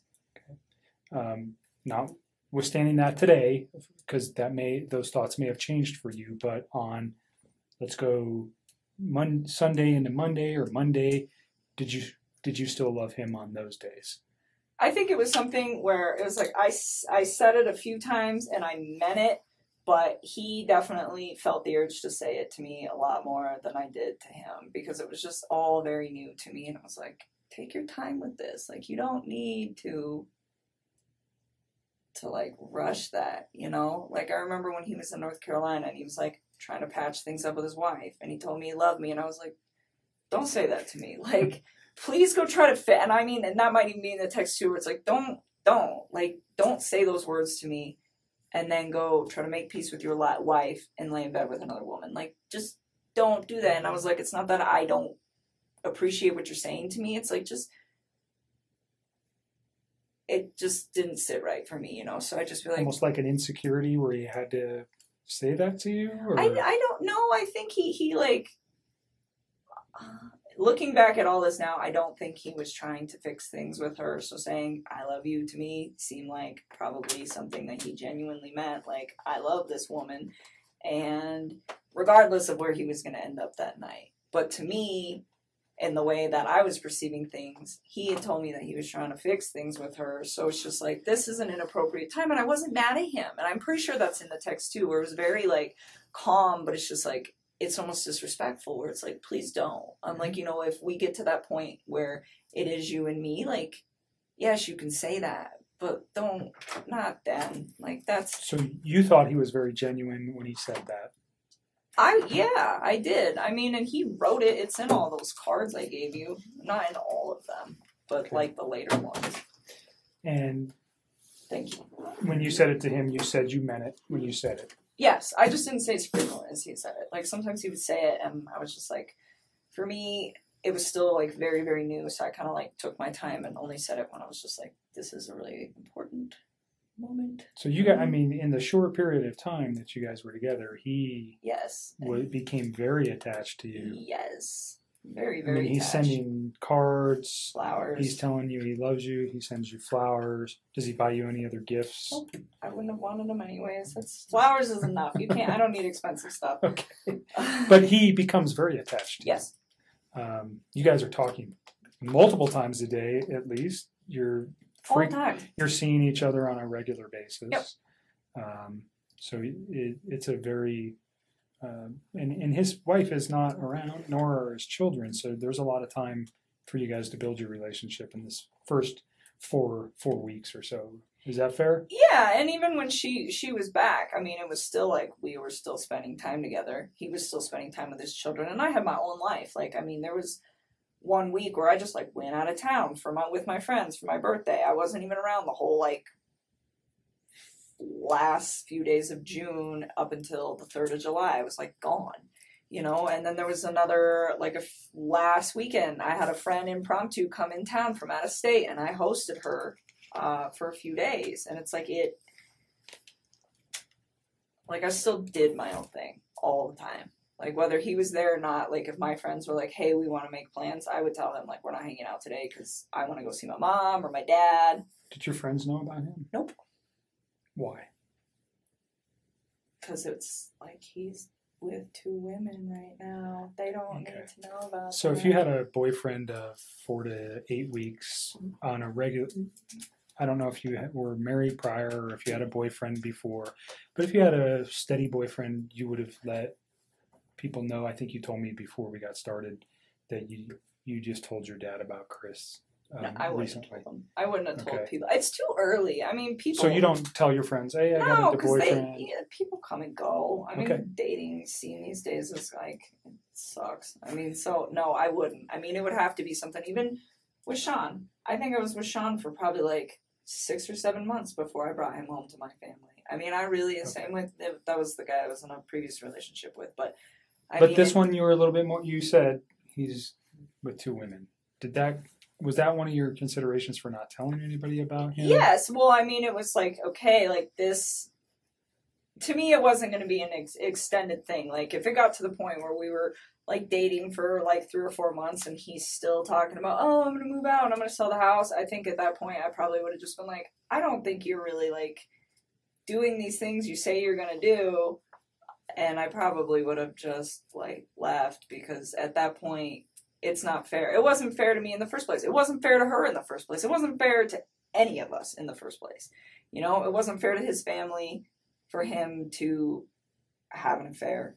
It wasn't fair to me to have him lie to me and make me think that everything is going to plan. And still to this day, I don't even know what's a lie and what's not. I don't even know if they were, like, filing for divorce. I don't know if they were putting the house up. I don't even know anymore what is real and what is not. But what I do know is it's just like, you know, that wasn't fair to me either, because if I'd have known not even all the truth, but, like, obviously some of it, I wouldn't have even engaged in any of this in the first place. And it just, I mean, and that's the part for me, just, like, on my personal level, outside of everything that is happening, that is gonna affect me long term. It's like, you know, I'm gonna wake up every day and know that, like, this mom and her unborn child and these 2 little girls are not around anymore, and it breaks my heart. It is so, oh my God. And then I have to think about, like, the consequences of his actions and how they affect everybody else. Like, all of these, her family's impacted. My name is about to be, like, slandered for probably a while. I don't know how long that's going to take to heal, but I would not be surprised if it's going to be hard to go out in public sometimes for a couple of years. And that really hurts me. I'm just like, this is a horrible, horrible thing. Like, how dare you, you know? And people aren't going to understand that. You know, they're going to say, oh, you know, you're the woman that had an affair with this man who took out his whole family. And I take a step back and it's just like, I didn't know. Like,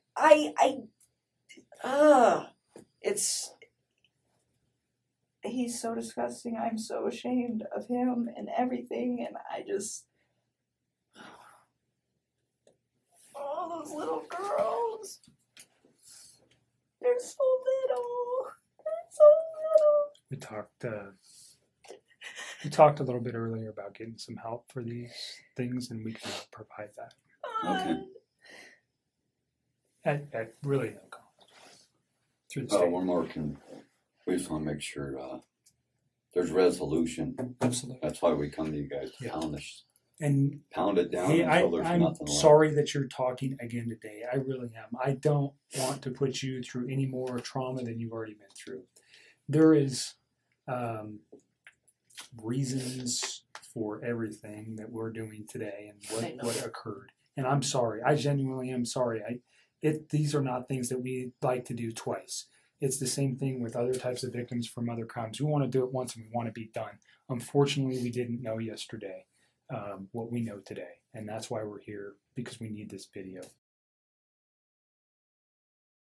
And I am sorry, because I know it's hard to talk about it. But it's so sad, and she's pregnant. And you know, on our end, we God, didn't. and they're so cute. They're so little. Like, why?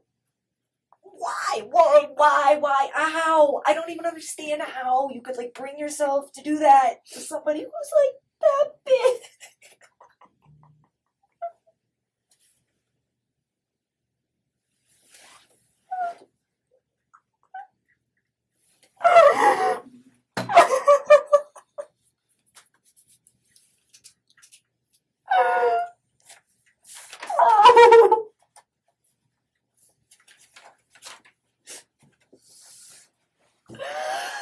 Oh, Jesus.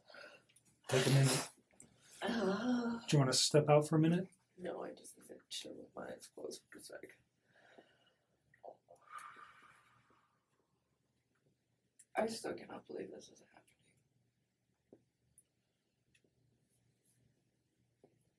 happening. Alright, let's keep going, because we're just getting to the meat of this whole situation. Let's get to the phone call on Saturday from 9 to 11. What did you guys, or pardon me, on Sunday from 9 to 11? Yeah, we talked a few times. So, Sunday, I think so. I need to think. I can't even think. Take a couple breaths and take a second. I mean, I don't even know. I don't think I was like concerned about anything at that point. You guys had had a nice meal the night before. You knew his wife was probably coming home late that evening. Oh, you know what? I still don't remember what we talked about. I like honestly like we talk about so much random stuff. Like it's so hard to pinpoint some of these things. I don't remember what we talked about. I do remember that was a long phone conversation though. We probably talked about all sorts of stuff. One thing I do remember though, that I didn't remember earlier when I was talking to Mark. So this is like where I'm starting to remember like little bits and pieces. I don't remember. Yeah, I know. So the phone conversation. I don't remember what was in the phone conversation. Probably nothing of relevance, to be honest with you. But usually he talks to me when he's like down in the basement in his bed before he goes to bed and before I go to bed. And I could hear the TV on, which I thought was kind of weird. I didn't ask him. I just heard it in the background. And I remember thinking, and it was like right before we got off the phone, I was like, why the hell is he up? And there's like no TV downstairs. So I was like, well, maybe, I don't know. So no TV in the basement where he usually calls you from. Yeah, and I don't know how many TVs they have. Like, I've never been in their bedroom. Like, I went upstairs once and it was like to their little playroom and I just like looked at it and I was like, that's super cute that your girls have books. And that was like it. And other than that, I have never been in any of those rooms in that upstairs. Like, to me, it was just like, you don't know. Like, ever. I had no, so I don't know if he has any other TVs. I'm assuming by like how much other nice stuff they have in their house, it wouldn't surprise me. So I'm not quite sure what room he was in at that point. But I just remember hearing the TV and I was like, it was just weird to me because I was like, why are you watching TV right now? It is like super late. And that was the only thing. And he had phoned you? Or were you guys already talking when the TV was going? Or I just remember like I like picked up on it like later, but I don't think it was like throughout the whole conversation. Okay. Like I just remember it being towards the end because I remember thinking like, wow, it's really late. Something I didn't ask you about the house because you'd been there twice, and it just made me remember. Do you remember how you guys accessed the house? That's a good question. So once through the garage, and I think once through the front door. I think the first time was through the front door, I think. And I think the second time was through the garage. Was there anything unique about either of the doors when you went into the house that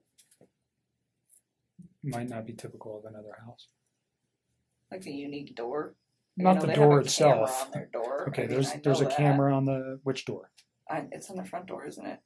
I don't know. I'm asking I think so. Okay. I don't know. Did he use a key to access the house? No. He did not. The first time I went over there, he just let me in. And then the second time, did we go through the garage? I don't remember. I've been through his garage before.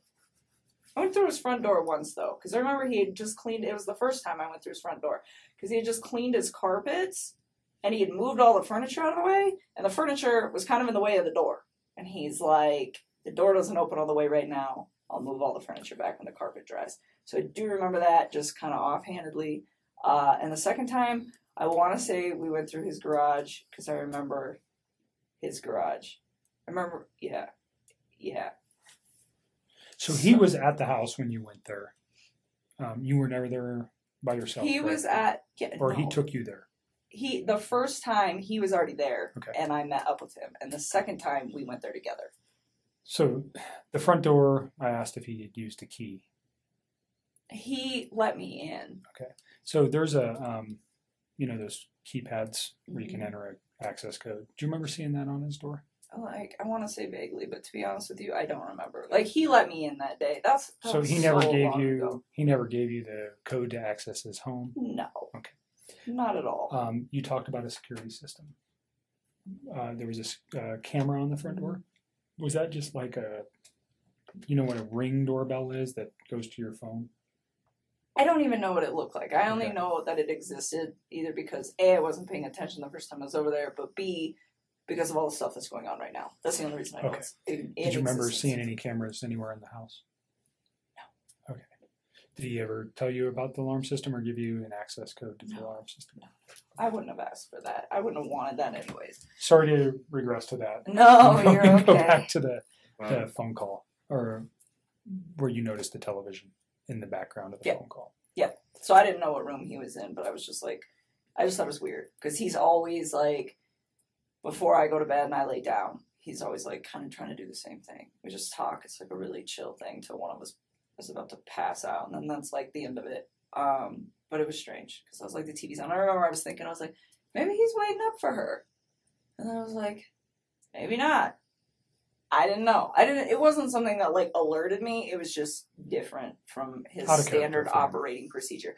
Because whether his wife is home or she's gone, he's always got kind of like the standard op when he calls me. So that's why it was kind of like unique. Okay. Because it doesn't really fluctuate when she's there and when she's not there. He's pretty like free reign with what he does. Mm-hmm. So anything important that you recall during that conversation about the children, about his wife, about what he was doing the next day, what he had planned, anything like that? Did he tell you any of that information? I remember he told me he had to go to the field and not to the office on Monday morning. Okay. Did he specifically say where he needed to go on Monday morning? No, I don't ask him for those sites. There's like Anadarko's got like thousands of sites. If he were to tell me, I wouldn't even. They're know. just like random numbers and stuff, right? Well, he told me, he said I got to go to a site. I got to go check out like a valve or something where they think that they had a release, something like that. Did he mention the town or anywhere? No. He just told me that that's what he had to go do. He's Okay. like.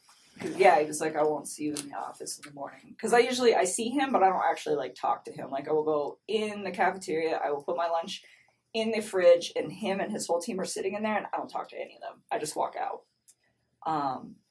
But anyways, yeah. He's like, so I won't see you, I'm going to the field, which is not an uncommon thing for the ops guys to, like, just go straight to the field. Like, it happens. Like, typically they go to the office, I would say, like, 3 or 4 days a week, but there are days where him and his other team members are not there. Or like I'll get in there and some days the cafeteria is packed and they're all there.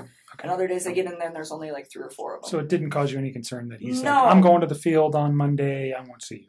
That wasn't, No. that's it happened didn't- before. Yeah, I mean, Okay. It wasn't something, and it's not just him. It's like that whole team. Like you can just tell when they've got like a lot going on because I'll walk in and there'll be like 2 of them as opposed to like 6 or 7. Do you know what he did Sunday during the day? I don't even know what I did on Sunday during the day. I am so tired. Let me just think about this. Daniel came over Friday. I hung out with him Saturday. And then Sunday, When did Jim come in? Monday. Huh. Jim got here Monday. What did I do on Sunday? I am like drawing a blank. I'm really tired. I don't know. Can I get back to you on that? Did you guys have any conversations on Saturday night during your meal, what he might be doing on Sunday? I'm sure we did. I don't know why I'm drawing a blank because I haven't slept. If I say that he may have done something with his children, would that refresh Oh, yes. your memory? He went to a birthday party. Okay. Did you know whose house he was going to? Nope. But I know that they had a water balloon fight. Okay. He had one or his children? His children did. Okay. He said he used to get really into it. He said he got like really interactive with his kids. He's like, some of the adults don't really spend a lot of time playing with the kids, but We I went always to the do. museum on what day? Saturday or Sunday? Sunday. Okay. That's right. So Okay. this one was like, was I hanging out with you? God. Very So memorable event, huh? We, Oh, it was, me and him and my stepmother and my wife. sister Yeah. went to the museum, and What that's museum? right, the Denver Museum of Nature and Science. And they went to brunch prior to that, and I skipped brunch, and I went to the gym. You shouldn't have. It was good. I had to do core day. That was the last time I worked out, actually. That's So what we did- did Sunday. Okay. Yeah, so core day, and then we went to the museum, and then When did he tell you about the water balloon fight on Sunday evening during your conversation on the phone? I think so. Okay. So think you don't so. know whose house he went to on Sunday, No. But you knew it was for a child's birthday. Yeah, and he had told me about that in advance, really. So I don't know if it was Saturday that he had told me that he was going to go that birthday or like Friday. I just remember he was like, I got to go this birthday party Okay. with my kids. Any other conversation that makes sense? I mean, honestly, at this point, I'm really tired, so I know there are certain things that I need to tell you guys that we'll get to as these days progress. Yep. But in all honesty, if it doesn't stand out to me now, Today? it probably That's fine. wasn't relevant. What about that 9 o'clock thing you were telling me on Monday? Oh, that he told me? Oh yeah, well we'll get there. We'll get there. We're still on Sunday. So we're on night. Sunday. We're gonna get to- literally- we're gonna I know, get to- This is gonna be a long. We're gonna get there to Monday. We're getting there. So Sunday night or Sunday during the day, you had your own personal stuff going on with your family. You never see him on Sunday. Is that accurate? No, I didn't see. What did I do the rest of the day? I came home. I think I might have just chilled at my house. I don't remember. I think I cleaned my house. I don't know. I didn't see him though. And Yeah, Saturday was the last time I saw him. Okay. Sunday, you're at home. You talk to him from. We know you have a conversation in the late evening hours, and then you go to sleep on Sunday night. When's the next time you talk with Chris? Probably Monday morning. Do you know what time? No, I mean, so we used to like randomly text each other like throughout the day, but we both get really busy. So some days like I don't hear a lot from him, and some days I don't text him until like 2:00 in the afternoon because I'm just like busy. And I remember I didn't hear a lot from him that day, which was like that's not out of the normal for either one of us during the day. But at one point, I do remember he like texted me and he's like, "Oh, it's been a really busy day," and then like said some other stuff, which I'm sure you will find in my text. What he said, I don't know. It wasn't obviously anything that was like alerting to me. But that's what I'm saying. Like at this point, like I remember really key things, but if it's like a conversation that I'm like, I don't remember exactly what was discussed, it's because it was probably just bullshit, like just talking to each other. Yeah. Small talk stuff. Yeah. But I remember he was busy that day, and we didn't talk that much. And then I clocked out at 3 is what my time card says. That's what I was showing Mark the other day. And I got home to go meet my buddy. One of my good friends was coming over to my house, and he actually has a key to my house, so he was actually there when I got there. And who's that? My friend Jim. And so Jim came over. And I got home. He was there. He had like just walked in the door. And I remember like briefly after he got there, I checked my texts. I mean, briefly after I met up with Jim, I like glanced at my texts. And Chris said something about like my family's not home or like my wife and kids aren't home. Like something to that effect. And I told Mark, because he asked me for a time, and I don't have an exact time, but I remember it was like right after I walked. That was a text message, though. Yeah, it's in a text, and it was like briefly after I walked in the door. So based off how long it takes me to get home from work and when I clocked out, it's probably about 3:45 p.m. Texts me and tells me that, and like he knows when I get off of work too, so he doesn't always bug me if I'm busy. So I don't know what's up with that, but that's when he sends that to me. And so you're saying that he would have known that you would have had your phone available to you and not been at work when he sent you that text message. Yes, that's what I'm trying to say. So looking back at it, you think it was purposefully sent at that time? Oh, I'm sure. I'm just asking your feeling on that. Yes, and then he said, "Call me when you can," and I was there was like, no other communication between you and him that morning on Monday morning. Well, there was, but it was like random, like. But nothing about this event. No. About like my wife's missing or no.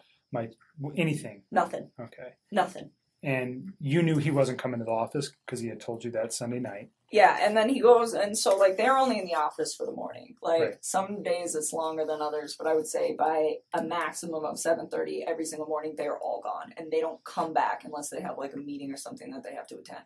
So like not seeing him for the rest of the day is not like an unnormal thing. Okay. But like I'm saying, like we don't really. The only reason we interact was kind of like by an off chance thing. Like I don't work with him. Mm-hmm. So he Yeah, we talked like randomly throughout the day, but it was really sporadic, and he seemed pretty busy, so we didn't talk too much. Like I said, didn't put too much thought into it. It happens all the time. Waited till about 3:45, then sent that text to me, and yes, he does know that I will be home at that point, or getting home. Did you give Mark Jim's information? No, I would really not like to involve him in this. Okay. He does not know about this. He was not he doesn't know any of this is occurring. Okay. Like I was So literally he knows certainly through the media that something's occurred. yeah, he's with out of Chris. town. He's probably has Okay. no idea. He doesn't know Okay. who Chris is. Like he's not. I do not know. So he's just a friend of yours yes. that He does not need was to be coming to dragged your into this. apartment and doesn't know anything about Chris. Does he know anything about No, Chris? Okay. nothing. Absolutely And not. we've known Jim for Yeah. years and years. You're not dating him or anything like that. It's No, just a he's friend. like one of my very good friends. Like my dad knows him. He's a great guy. He works out of state a lot, so when he's in town, we hang out. But when he's in town and he's off of work to save time, so I give him the key to my house. One, because I trust him and he's one of my best friends, and two, because sometimes he will just meet me there. Because I'll be like, hey, I'm getting off of work. And then if I get stuck in traffic or something, he ends up sitting outside of my apartment waiting for me to get off of work. So I'm like, here's the key. And my dog loves him and stuff. So no, he's not So he's just involved family with it. friend. Yes, I don't even The only want reason him I dragged ask, into this. and I'm not really concerned about your location. I think we already have your cell phone records. At some point, did Mark ask you to supply? Did they ask for consent to get cell phone records? That'll probably be done by warrant. If we Isn't wanted, that what you just did? nope. What I'm talking about is your movement Oh. by GPS or by cell phone tower to show where you were. Obviously, and I don't want to cause you concern. We want to know where you were that day too.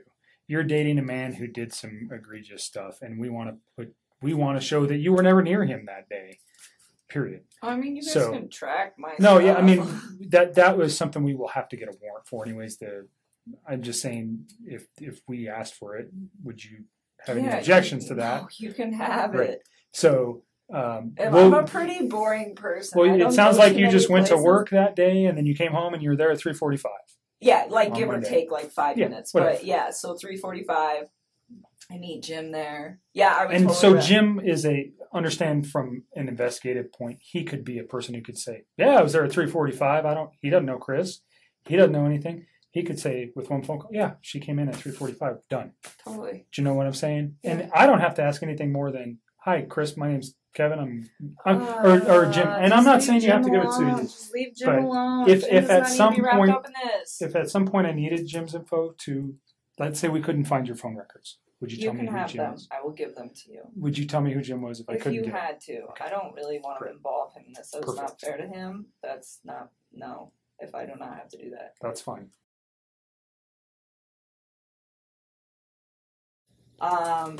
Yeah, so anyways, Chris was like, call me. And this is the 3:45 text. Yeah, he sent me a few. I think there was 3 of them, and I don't remember what the other one said, but something about yeah, my family's gone, or I don't remember verbatim, but call me when you can, or call me when you have a chance, something to that effect. And so when he told me call me, I was kind of alerted, where I was like, okay, what's going on, But first when he told me his family was not home, that didn't really seem odd to me, that his family wasn't home. It was really vague. I'm like, okay, are they at the grocery store? Elaborate. And so, but he says, call me it's an emergency, but then just says that they're not there. And so I'm really floored by that. Well, not floored, but just kind of he says, call me, so I'm concerned. And then he's really vague. So I'm maybe he just wants to talk to me. I don't know. I think it took me a little while to really process the severity of the situation, just because this is not something that you expect to see every day. And the way that he talked to me made me believe that this is not what was going on at all. Okay, so you make a phone call to him and you guys have a conversation. I did. I stepped outside This is 3:45. Ish. I mean, well, like, I think I actually interacted with Jim for like probably a good 15 or 20 minutes. I mean, he's my guest, he's in my house. So I don't think I called him right away, but like, I mean, I'm trying to balance the fact that I have my friend here and then Chris is saying that something needs to be addressed. But to me, it didn't sound like an emergency. I mean, it's all the time. Like, people aren't home right now, so it wasn't like, oh my God, I have to take this call. It didn't register as being critical. No. I mean, it was the way he said it. And I was like, okay. So I remember hanging out with Jim for a while, and then I stepped outside and I made a call, like, out on my back patio. And I called him. And he didn't answer the phone. And then he texted me back. Or no, did he answer the phone? I don't remember. I think he missed my call, and then he called me back.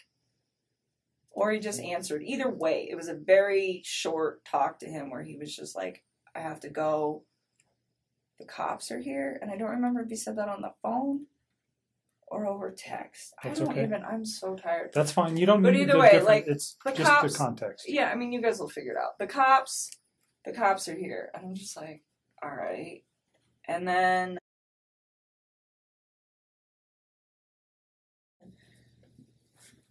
I remember we were like we were texting, but I was like hanging out with my company. So it wasn't like a nonstop text. It was just kind of like I would check my phone every once in a while and we would communicate with each other. And he was just saying like they weren't there and that her friend Nikki was there and that her friend Nikki had called the cops. And I'm like, why would this girl call the cops? And like, I honestly do not remember the order of operations on all of this, but I'm pretty sure the majority of our conversation that night until my friend Jim left the house, which was probably pretty late, I don't even know what time, like 9 or 10, was all via text.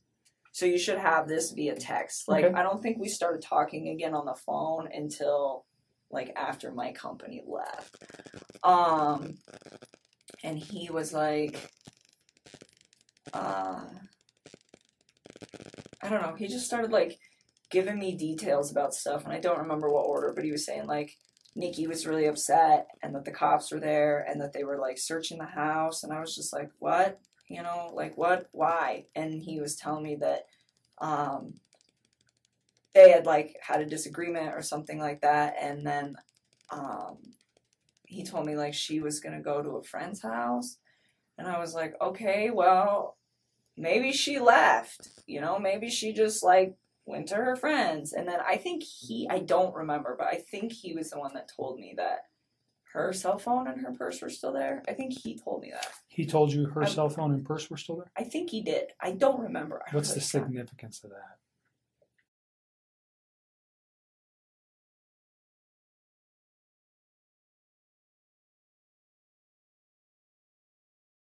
In your mind at that time?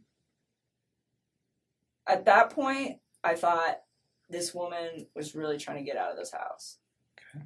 That's what I thought. Because he said that they'd had a disagreement, and I was just like, okay, well, I mean, I leave my cell phone at home. When he said disagreement, what did he tell you what it was about, or? Not at that point. Not at that point. So, again, like, you guys are going to have to check these texts, because it's all, like, my brain feels That's like okay. a mashed potato right now. But I remember him saying that, and I'm just thinking, like, well, maybe she was in a rush, like, maybe she was just like, I'm going to my friends, I'm leaving my cell phone here because I don't want you calling me, I don't want anyone else calling me. I mean, there are days where, like, when I'm outside of work, I will just shut my phone off. I just do it, and it's, like, my way of getting peace. So to me, that, I mean, like, it was weird that it wasn't even that weird to me that she left her phone just because I leave my phone, but it was weird to me that she left her purse. But knowing the fact that that girl was, like, always on her phone, then, yeah, I guess it is kind of odd. Like, she lived on her phone, I think, yeah. pretty much, is my understanding of her and a phone. So, I don't know if you knew that. I did. Until prior to the media stuff, or just from Chris. I did. So, did that strike you as odd? But you're thinking maybe she just left. I just thought she needed to, like, get away from the situation. I mean, that didn't seem that awkward to me, that a couple that is going through a separation would be like, I need to leave.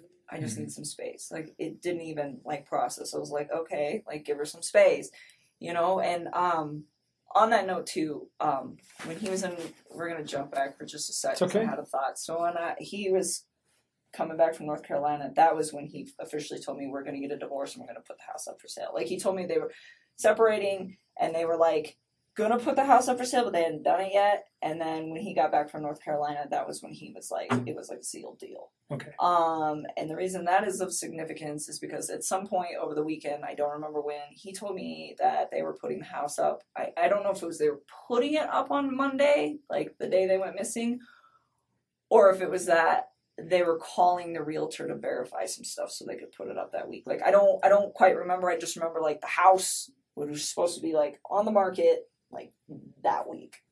Did he name a realtor ever?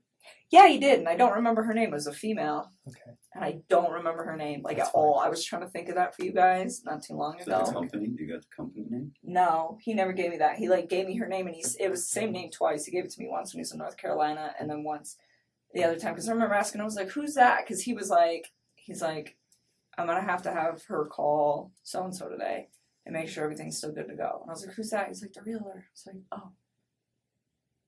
Or not today, but like. If it ever comes to your Monday. mind, just Yeah, I give me a doubt it. That voicemail, was give such me a call. a. Yeah. I will try. I don't lots of remember names. who it was. It's fine. It's not that critical. That person may come forward to us anyways, perhaps. So don't worry about it. Let's go back to the phone calls on Monday afternoon. Yeah. So he's like texting me a lot of this information, and I'm starting to kind of freak out. And it's not like I'm freaked out like, oh, she got murdered. I mean, that is not what I thought. It's like, okay, like the way I looked at this, like apparently his wife had been gone since midday, well, is when she got like reported missing. I didn't know that. Like, the way I looked at this, it was, I got home from work just now. I mean, he didn't say that, but I interpreted, I just got home from work and my family is not here. So when we're texting for like a few hours, like the cop thing was kind of weird, but he's like, Nikki insisted they call the cops. Nikki insisted they call the cops. And I'm like, okay, you know, and I'm just trying to figure out, well, like, what role does this woman play in this situation? Like, is she... Did you know who she was? No, I don't know any of his people. Like, this has been pretty, like, tight wrap for a while, which is probably a really good thing. But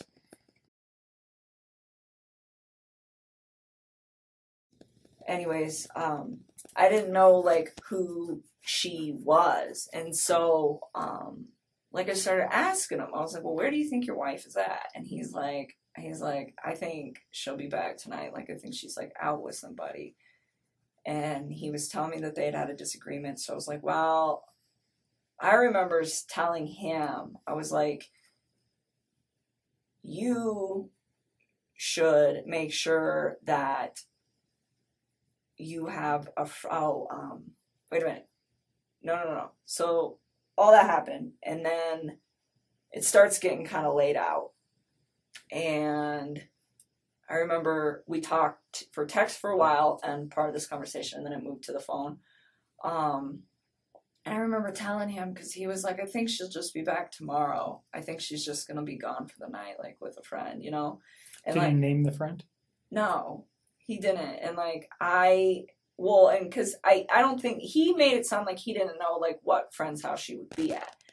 And I remember talking to him and I was like, well, maybe it's that Nikki girl. And he's like, well, Nikki called the cops, so why would she be at Nikki's house? I'm like, I don't know, kind of throws her off the trail of where she's at, you know? And it's like, it sounds kind of weird, but it's like, he really made this sound like this woman was just like upset, left the house, and that was probably what he thought happened to her. And so I didn't really put too much like... Did he tell you the kids were missing as well? Yes, with her? I knew. Okay. I mean, which made sense to me because I was like, well, if you were at work all day... I mean, he didn't tell me he got home early. He didn't say that to me. So, I mean, it made sense. Like, if she's going to leave, they should probably go with her.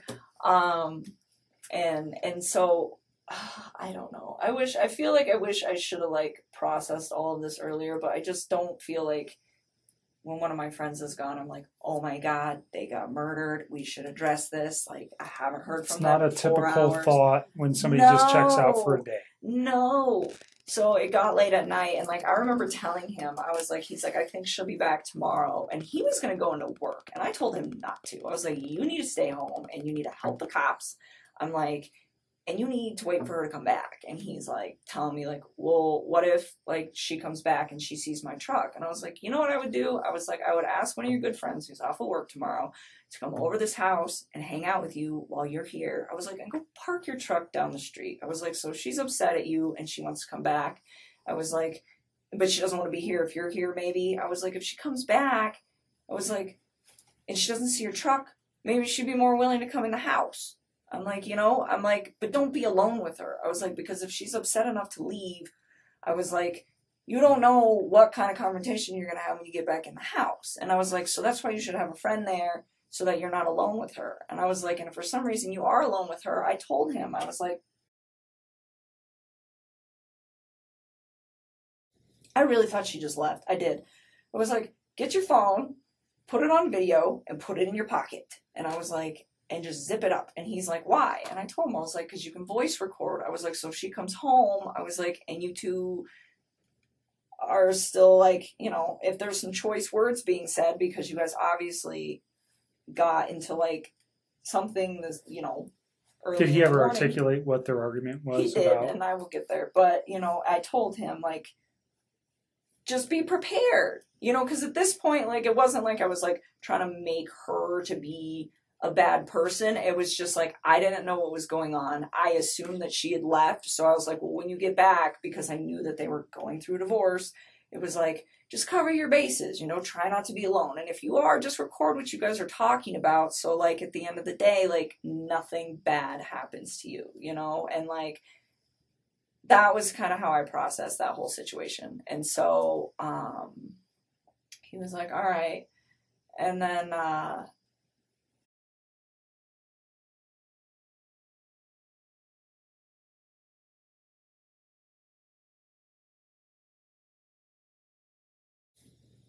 she didn't come home that night. That was Monday night, right? Yes. We're Monday talking night. about Monday. Monday night, yes. And he told me, this is what he told me they talked about, and I realized that this is like total bullshit, and I think he's telling you guys a different story. And I think the reason that he's telling me what he's telling, I think the story he's telling you is probably slightly more accurate than the one he told me on this case. And the reason is because I think he was trying to save his ass with the fact that she's pregnant. So he told me that she had asked him to wake her up before he left for work on Monday morning.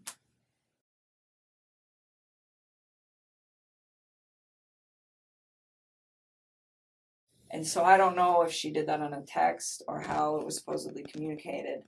But he said that he went to get her up, which I also found weird because, like, she's still sleeping when he leaves because she gets up with the kids and they get up shortly after that, but, like, it's just him in the mornings, you know. And so he said that she woke up and those two kind of just, like, got in a disagreement. And I don't know what all was said, but he was like, she was being pretty mean. And then he said, she told me that she's pregnant. And she told me that the kid is not mine. That is what he told me. So she's pregnant, the kid's not mine. And that she's... Like he's playing it. He didn't know she was pregnant Yep. until that morning. Yep. And that she had an affair with somebody else. Yes, and this is before I knew she was 15 weeks pregnant. Okay. Like all the stuff on Monday that I read from my recollection, because I didn't find out she was pregnant until Tuesday. So anything that got posted on Monday did not emphasize the fact that she like had a baby on board. So then, let me ask you something. You said that he usually gets up in the morning and just it's him, and she gets up and takes care of the kids. Is that the routine that you know for them, or do you know him to get up and like prepare meals, prior to him leaving the home.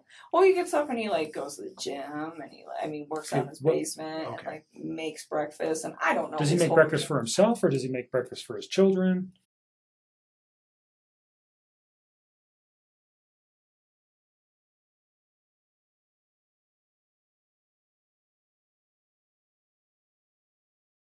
I don't know. I don't know. They're still sleeping at that point. Like, all I know is he, at one point in some time in this whole thing, he told me that they usually get up at like 6:30, and she gets him ready and takes him to school and like does all the morning stuff with them, as far as I know. And then in the afternoons when he gets home from work, he kind of does more of the afternoon stuff. Okay. So it's kind of like a tag team operation that they have going on, but I think she does more in the AM and he does more in the PM. Right.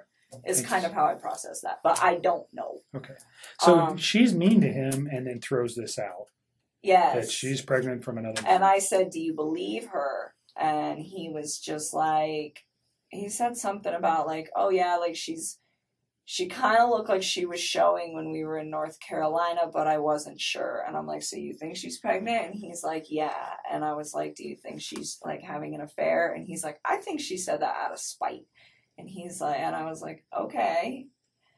And then, and again, like, I think he's just saying all this to me to try to cover his tracks with me. Like, I don't know what he told you guys, but I bet it's probably very different. And I think that what he said to me, it was like directed towards me. Like, this whole bullshit little box lie that he had right there was like the lie directed. Did he say when the argument started? Nope. He did just said he it was say- in the morning. He did- said he woke her up in the morning. Okay. Did he say when she came home? Did he ever let you know that? I think I want to say he said around like 2, but I don't know. Okay. And then he woke her for what purpose? Because she asked him to.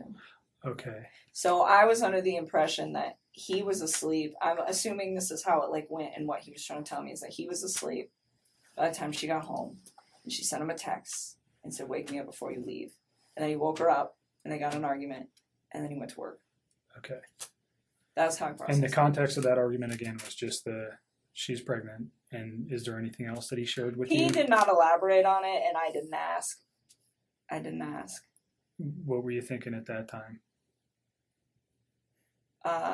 This was like on Monday. Again, at that point, I was like, I still thought she left. I mean, this was all on Monday. Like, I legitimately thought this woman left the premises with her kids and just wanted nothing to do with him for like 24 hours. So his story was believable that she was pregnant from another man and maybe she took off for that guy, or... He said several times, like, I think she just said that out of spite. Okay. Like, he thought she was with one of her friends.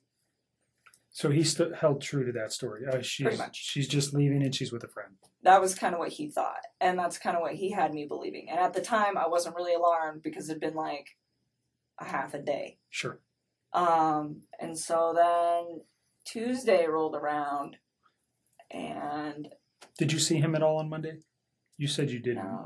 right? Earlier. I did not see Okay. him. And I went to work Monday. Did he ever Tuesday. try to convince you to come see him or say he wanted to come to your house? No, not at all. We were supposed to go pick out apartments to go look at on Wednesday, so yesterday. But that obviously Right. didn't So happen. on Monday, he never tried to be convincing to get you to come up to see him. No. Nothing. Not that I'm aware of. I don't think so, because I had my buddy Jim was over Monday and Tuesday, and he knew Jim was over Monday and Tuesday, and that's why we were going to hang out on Wednesday. Okay. So no, he didn't ask me.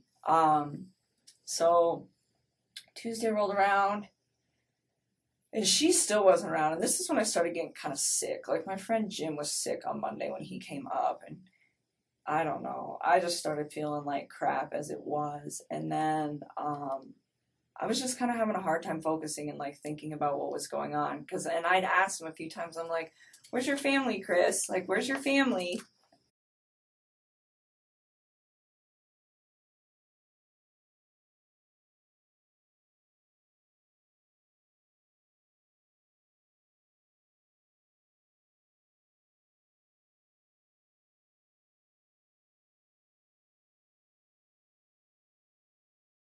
And he would tell me like, "Oh, I don't know," or "I want him home." Like, I asked like several times, so I think I got different responses, but each time like he didn't know where they were. you know, and I'm like, she's still not home, and he's like, no, and oh, and I had also asked him to like, he said he had a friend, Dave, named, that was a cop, which I also find convenient that there's another Dave working this case who's a cop. But I was like, well, if Dave's off, why don't you just have him like post up outside your house too and see if she shows up, you know? And he told me on Tuesday morning, he was like, I called Dave and asked him to sit outside my house and he's going to do it. And he's like, and then my friend Nick is coming over later on this afternoon. And I was like, okay. Did you ever hear Nick's name before? I've actually heard that name a few times, like Okay. around him. Like there's certain, I never heard Dave before. Dave was new, but I've heard the name Nick a lot. So I don't know if that's like real or what, but if I was to guess like friends that he like legitimately has, I would assume that he was one of them. But yeah, because I know he's told me before, like when we first started hanging out, that Nick lived kind of in the area, and he's like he actually goes, he's a trail runner, and he's like he runs at East Lake number 3.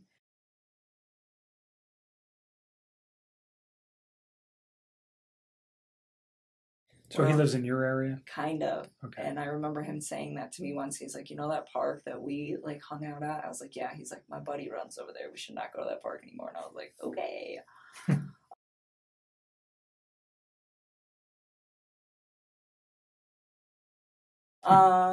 That's cool. And anyways, Tuesday morning. Tuesday morning. We're almost done. I know. I'm trying to just keep it all together here for you guys. Tuesday morning. Oh, so he said Dave was gonna stay outside of his house and Nick was gonna come over that afternoon. I was like, all right. And then I think most of the texting throughout that day was kind of like, have you heard anything? Like, what's going on? It was kind of like me checking up on him. And I don't remember everything, but it wasn't, I didn't even make it through the entire workday. Like, I was feeling really, really sick, like, in general. And then I decided on my lunch break to get on the internet and look at what was going on with all the reports. And I saw a report that was like, this woman who's 15 weeks pregnant and her 2 daughters are missing. And I was like,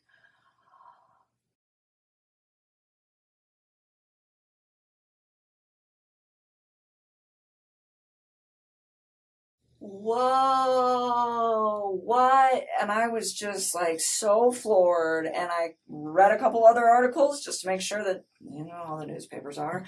And like just double check, like, am I really reading this right? And I'm like, okay. And he had told me previously, like, she says she's pregnant with another man's kid, but he'd said like he could kind of tell in North Carolina. But that girl is like obviously pregnant. I mean, in her photos. I mean, 15 weeks, that's like 4 months. That's pretty far along. And so it's like, how would you not know if she's showing? Like, you totally know she's showing. And so, oh my God, I got so sick. I was just like, I need to go. I just like packed my stuff and I left work and I went home and, I remember I told Jim that I was going to get home early and he wanted to come over right away. And I was just like, I just needed some time to like process what was going on. But I did tell him, I was like, you can come over earlier than you did yesterday because he didn't want to wait in traffic. That was the thing. He's like, save me some time. So I don't remember what time he got there. I probably still have that text because I don't have any reason to delete those.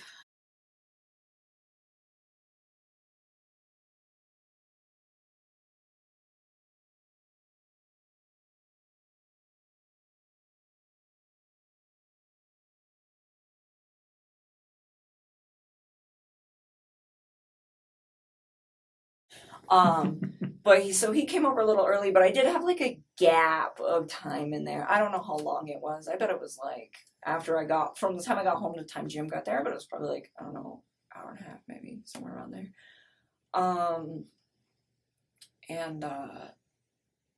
I remember talking to Chris during this time, and it was like all text. I did not talk to him on the phone at all on Tuesday.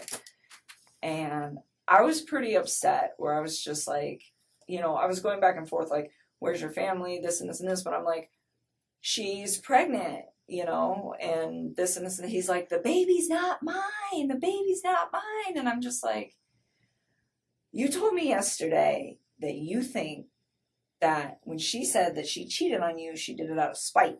And he was like, yeah. And I'm like, so then it's your kid. And he kept denying it. And then, like, he started, like, kind of worrying about us. He'd just be like, well, does this ruin everything with us? This and this and this. And I'm like, no. I'm like, just trying to, like, his situation is so much more important right now than, like, our situation. But his main concern is you and him. Kind of, sort of. I mean, and I keep, like, asking him, like, I'm like, and I told him numerous times, which is also in the text that you guys will pull, where I'm just like, you need to focus on finding your kids and your wife right now. And I was like, and you need to focus on finding all 3 of your kids. And I, like, kept, like, emphasizing to him, like, he had 3 kids, you know? And, like, I wasn't even, like, mad about it. I was just like, you need to find your family. You need Did he ever go look for them that you know of? I don't know. I don't think so. That, like, doesn't even, like, ring a bell to me, so I don't think so. Okay. But, oh, and I forgot something else that's really important. I'll add it in there too, but let me just finish this thought. So then, Tuesday, what were we talking about? Oh, yeah. So I kept telling him, I was like, Chris, I know it's yours. It's okay. I was like, go find your family, you know? And it's like, was I hurt? Yes. But at the time I realized, like, his situation with what he had going on was, like, way more important than, like, our situation. And so that's why I was just like I confronted him about it. And then I was like, you need to go find them. And, like, we talked about it for a little while. And then I was just like, I don't remember exactly how it went, but something along the lines where I was like, why can't you just be honest with me? I was like, stop lying to me. Like, stop lying. Did you have an inclination? You've talked to this man a lot. And during this Tuesday, Wednesday conversation, did you feel like he was bullshitting you? A little bit, kind of, yeah. I mean, because he was like, not Monday. Monday I did not. But Tuesday, yeah, that's when it all started to click. I was like, oh my goodness, because he was like, well, like, he just didn't seem as, like, concerned as he should be. And he was, like, super worried about shit with us. And I'm just like, so concerned about his family and overly concerned about your relationship. yes. Okay. And I kept, like, trying to put it on the back burner. And shame on me for bringing it up in the first place. I was just really taken back. Like, wait a minute. She's 15 weeks. Like, how would you not notice that? Like, I was just like, I was confused. And I was also like, is he lying to me? And I kind of wanted to know because I realized that, like, there's a situation at hand here. And I'm just like, what is going on? You know, and for part of it, it wasn't even, like, me trying to find out because I'm upset. It was almost like me trying to find out because I'm like, is there something else I'm missing here? Like, I felt like there was, like, pieces to this puzzle that I didn't know existed that were, like, not in place, and it was strange. And so, anyways, I told him, I was like, be honest with me. I was like, don't lie. And I don't remember exactly how it went, but I was, like, trying to emphasize, like, stop bullshitting me. So he told me the truth. And he told me it was his, and then he knew about it. Okay. I was like, okay. And then he asked me again, like, did that ruin everything? And I was like, no, it didn't. And in the back of my head, it's like, yeah, I'm done. I'm not dealing with that. Don't lie to me. But his situation is so critical right now that's, like, I'm not going to, like, ruffle his mental feathers because they're already, like, really ruffled because of the situation. So, like, out of respect for his mental health, I just, like, dropped it. And I just kept telling him, like, we're okay. We're okay. We're okay. But how many times do you think he asked you during these phone calls? Oh, it wasn't phone call. This was text. Pardon me. Text Tuesday. Text Tuesday.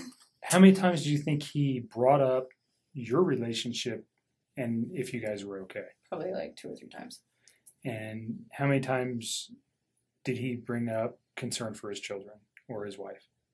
I think he brought it up a lot too. I mean, he kept telling me that he was, like, worried about them. Okay. I mean, it happened. It wasn't like he was just, like, spaced out. I mean, he was definitely showing that too. I was just surprised that he was, like, also showing it for me. Because at that moment, if I had some crazy stuff going on with somebody in my family, I would be putting all my relationship stuff on hold. Like, look, like, baby, I got to deal with this. Someone in my family is missing. When I find them, we will talk. And that would just be it. But that's just me. I mean, that's how I would address the situation. And that's kind of how I've been, like, gauging how I handled Monday, Tuesday, and Wednesday is like, what would I have done? Sure. You know, and kind of like, that's why like I didn't contact you guys on Monday, because I probably wouldn't have done that for one of my friends. And not that I'm cold hearted, it's just like, it just,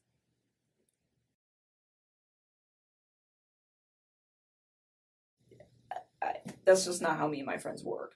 So it didn't, you know. So There's extenuating circumstances that you wouldn't have known that caused her friends to be concerned. Just so you know, there's nothing wrong with you for not going, no, something's wrong, and calling the police.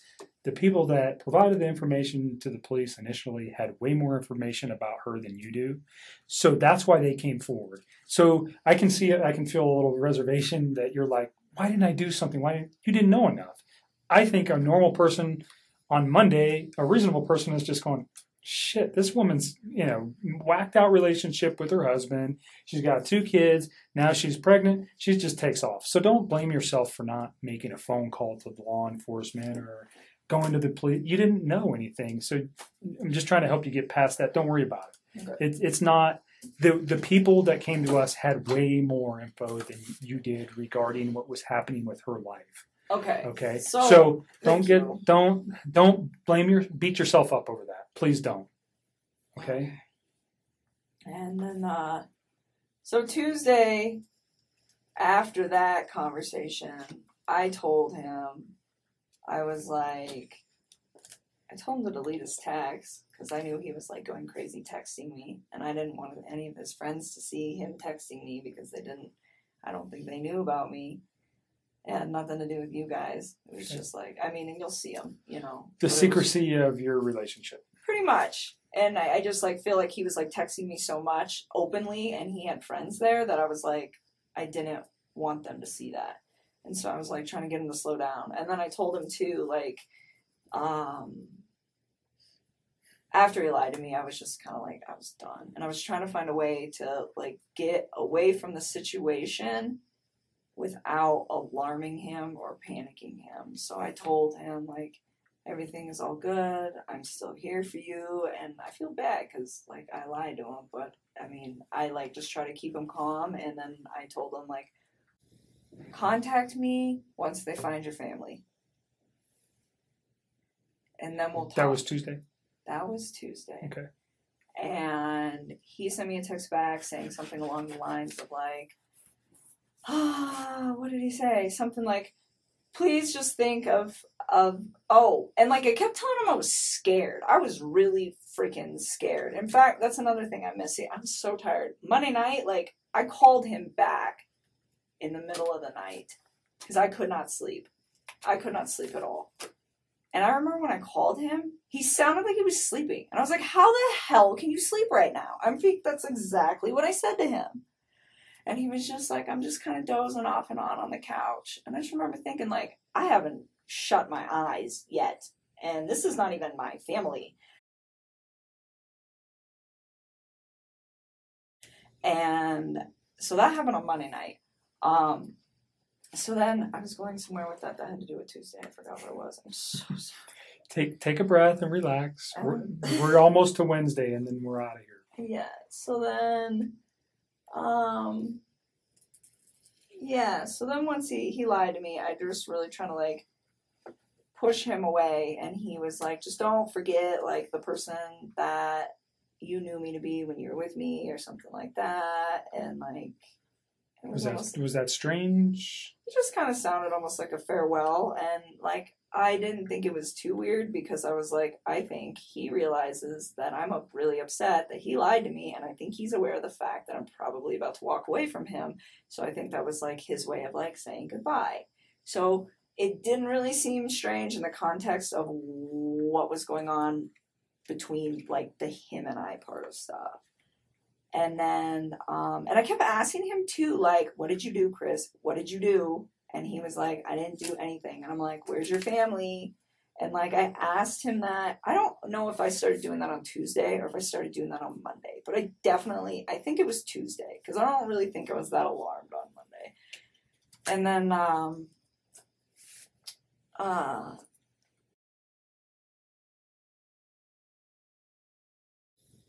so that was supposed to be like our final sign-off text. And then Jim got there at my house, and I was hanging out with Jim. But I was still, like, in my head, just kind of, like, stressed out. And I remember I, like, walked out of the room, went in my bedroom, and texted Chris one more time. And I told him, I was like, if you did something bad, I was like, you're going to ruin your life. And I was like, and if you did something bad, I was like, you're going to ruin my life. And I was like, and I promise you that.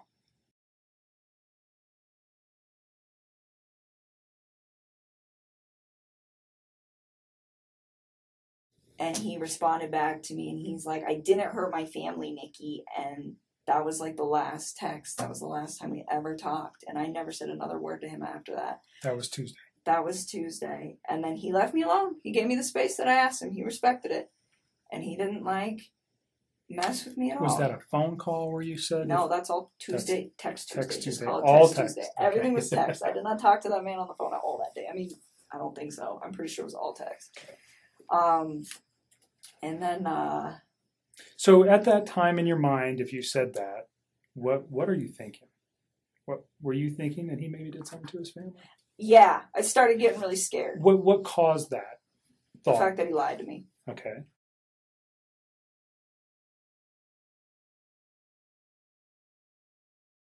And that she still wasn't home, and it was day 2. Like, I figure if you're upset for a day, you leave for a day, but you come back. And she wasn't back. And it was, like, midday. And not only that, but, like, she doesn't have her phone. She doesn't have her car. She doesn't have the kids' EpiPen. She doesn't have any of that. So what I'm thinking in my head is, like, for a night, if you're really upset, somebody comes one of your friends picks you up, like, okay. But I can't explain that for 2 days. Like, that just doesn't, like, logically process in my mind as something that any woman I know would do. The one night thing, I know women that would do that. But the 2-night thing, no. And so I'm like, she's still not back. And he just lied to me. And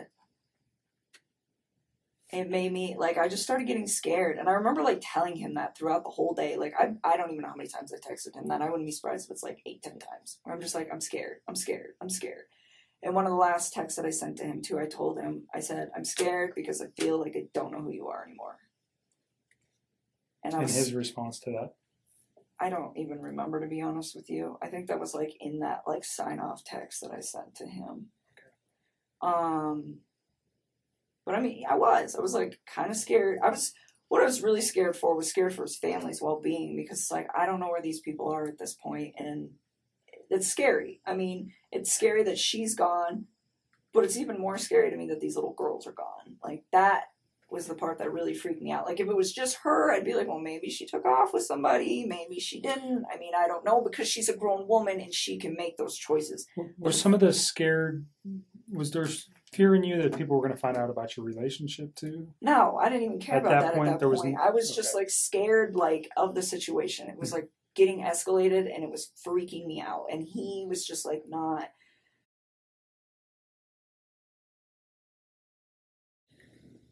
He was strange. So another thing, so that was Tuesday, and that was it for Tuesday, but I forgot some stuff on Monday that I did need to bring up to you guys. So Monday, when we were on the phone, at one point, he mentioned to me, I can't even believe I have to say this.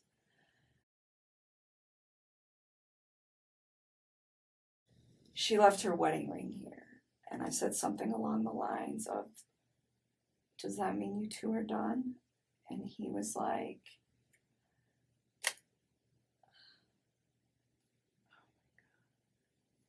he said, how much do you think it's worth? And I was like, remember hearing him say that and being like, what the fuck? And I remember thinking to myself, like, I don't even know how to respond to this. And so I was like, I don't know, pawn it, man. And I was just like, I pawn jewelry all the time. I pawn jewelry a few times. I was like, it's not worth shit, though. And I was like, so I don't know if you really want to do that. And he's like, no, I think I'm going to get it appraised. It's a nice rock. And I was just like, okay. And it was, like, really awkward. And that was on Monday? That was on Monday night. And that, to me, was like,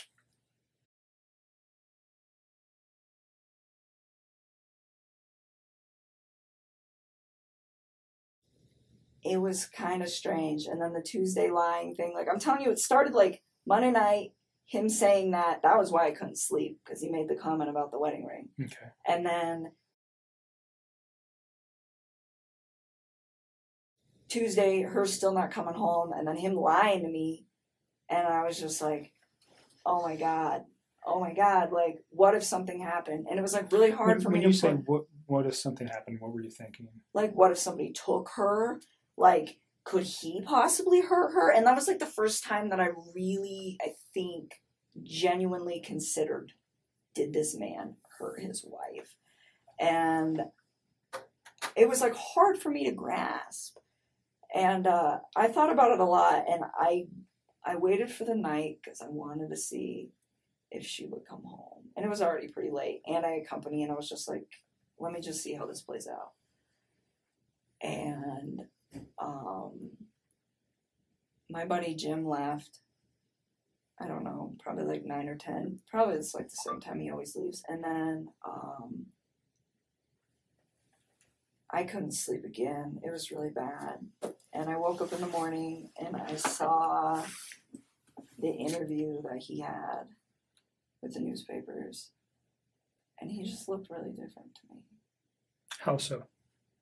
The light in his eyes is gone. They're like a different color now. It's like he has no soul. I swear to God. I saw it and I was just like, look at his eyes. I saw his mugshot.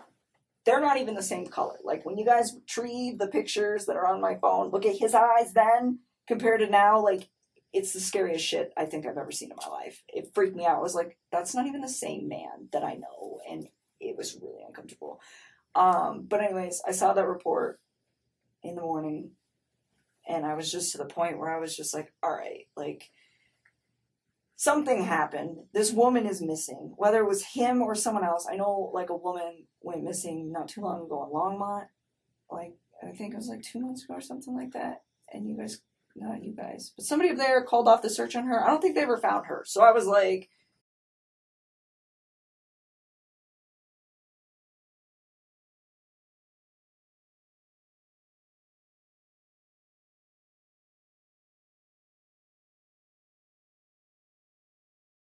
I don't know, maybe that's connected, maybe somebody came and got her, maybe he did something. I don't know, but I knew like it was a problem. And at this point, I was like, I'm in a very messy situation with this man and I don't know what to do. And so I called my dad because he's like the only person that I trust with everything in the whole world. And I was just like, I have a problem. And I told him everything. And then I was like, we just discussed it. And it was like, we need to go to cops, definitely, because I figured you guys would find me eventually, but I was like, I feel like they need to speak to me. I feel like I'm a very important person for you guys to communicate You are. with. And so, you know, and again, I wish I'd have done it sooner, but it just kind of took the sequence of events of his lies and all of his bullshit falling apart for me to process that I needed to address the situation. And so, you know, and the time. And so that to me, and another thing he lied to me on, I caught him on Monday night. He was like, oh, it was right after the wedding ring thing. He was talking about, it might have been before, one of the two, but he was like talking about how he like reflected on North Carolina and he was talking about how he wanted the separation and all this stuff. And I'm like, wait a minute. I thought you were the one trying to make peace with her and she's the one who didn't want it. He's like, no, I wanted it. And I was just like, okay. And another thing on Monday night, his breathing was like, oh, it was like his voice would crack sometimes. But I didn't like condemn him for anything like that because I was like, well, yeah, he's probably stressed the hell out. His family's gone. You know what I'm saying? Sure. So I don't know. So that happened. And then He never made any admissions to you about anything that he had done. No. He never said anything about doing or at any time, not just in these days, but during your relationship, did he ever say anything about hurting his wife, his children?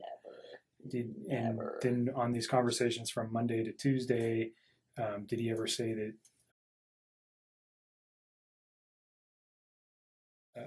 you know, somebody did something to them, or did he ever give an excuse to you how this could have happened?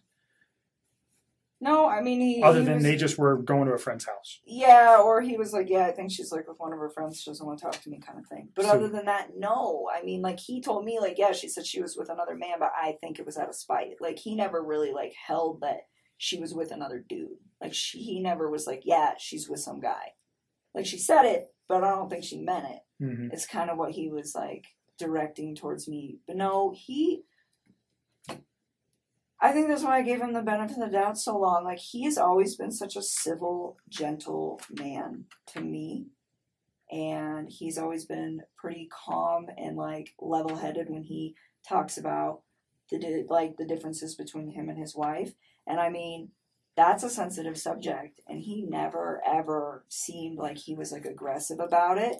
I mean, he was always just like chill, and he never talked ill of his children. He was always so bubbly about them, like those were his babies. So when all of this happened, I was just like, what the fuck? And So that brings me to a question real quick.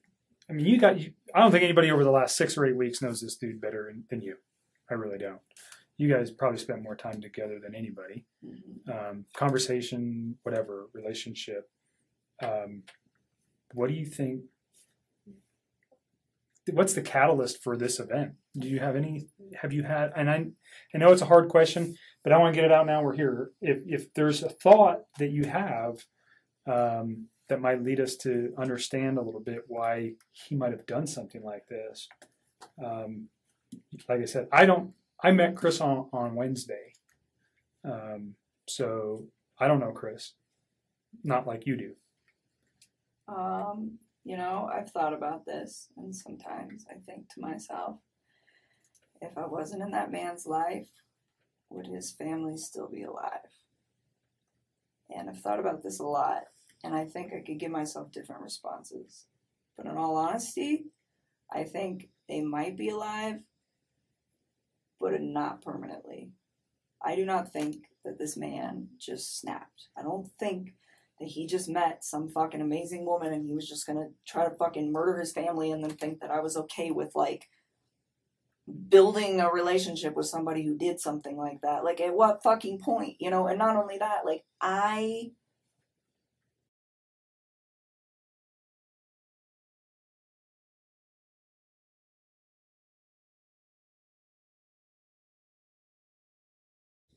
always try to say, like, when we get to a point where we've been together long enough, I would love to meet your children. Like, I never discluded them from anything.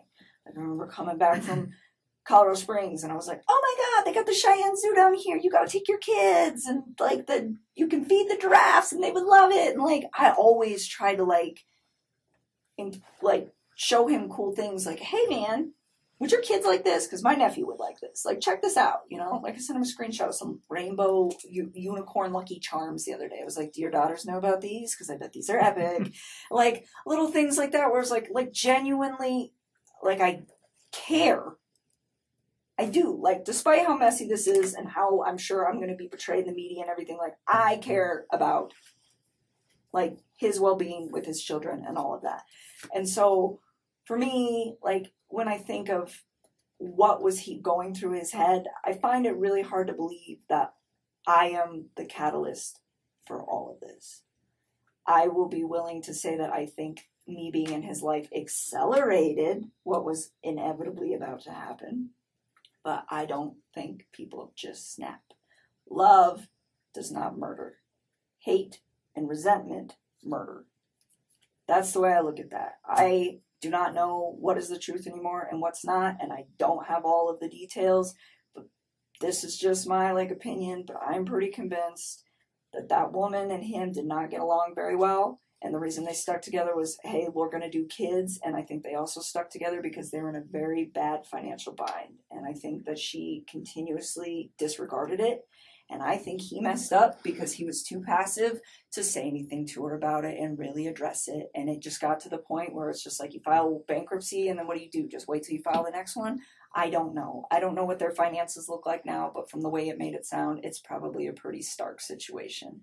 And I don't know if hundreds of thousands of dollars in debt over and over and over again are enough to lead a man to want to take somebody out, but I don't know. I've heard of people committing suicide over that shit before, and I would never justify what he did. I think it's fucking disgusting. It's, oh, he's such a fucking pig. But I try to like be like, why? I try to come up with a why, and I really think that he was struggling with her really bad, and not only that, he's got a third child on the way, and I know he was probably just like, I can't fucking afford a third kid. Wants it, but can't afford it, you know? And he always told me he like wanted a little boy, you know? He wanted a third child. Mm-hmm.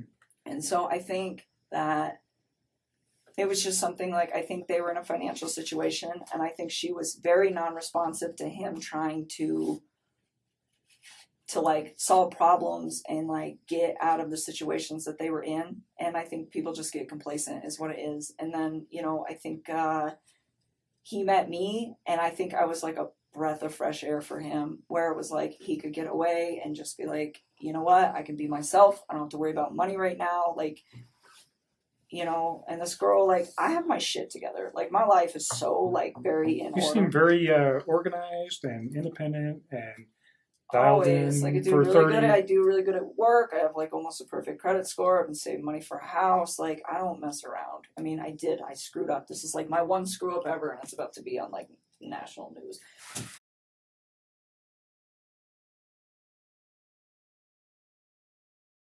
But just very dialed in, and I think it was like a breath of fresh air for him to like be around something like that, because I don't think that he knew that that was like a real thing. And he had told me that like numerous times, like, I didn't know like women like you like existed.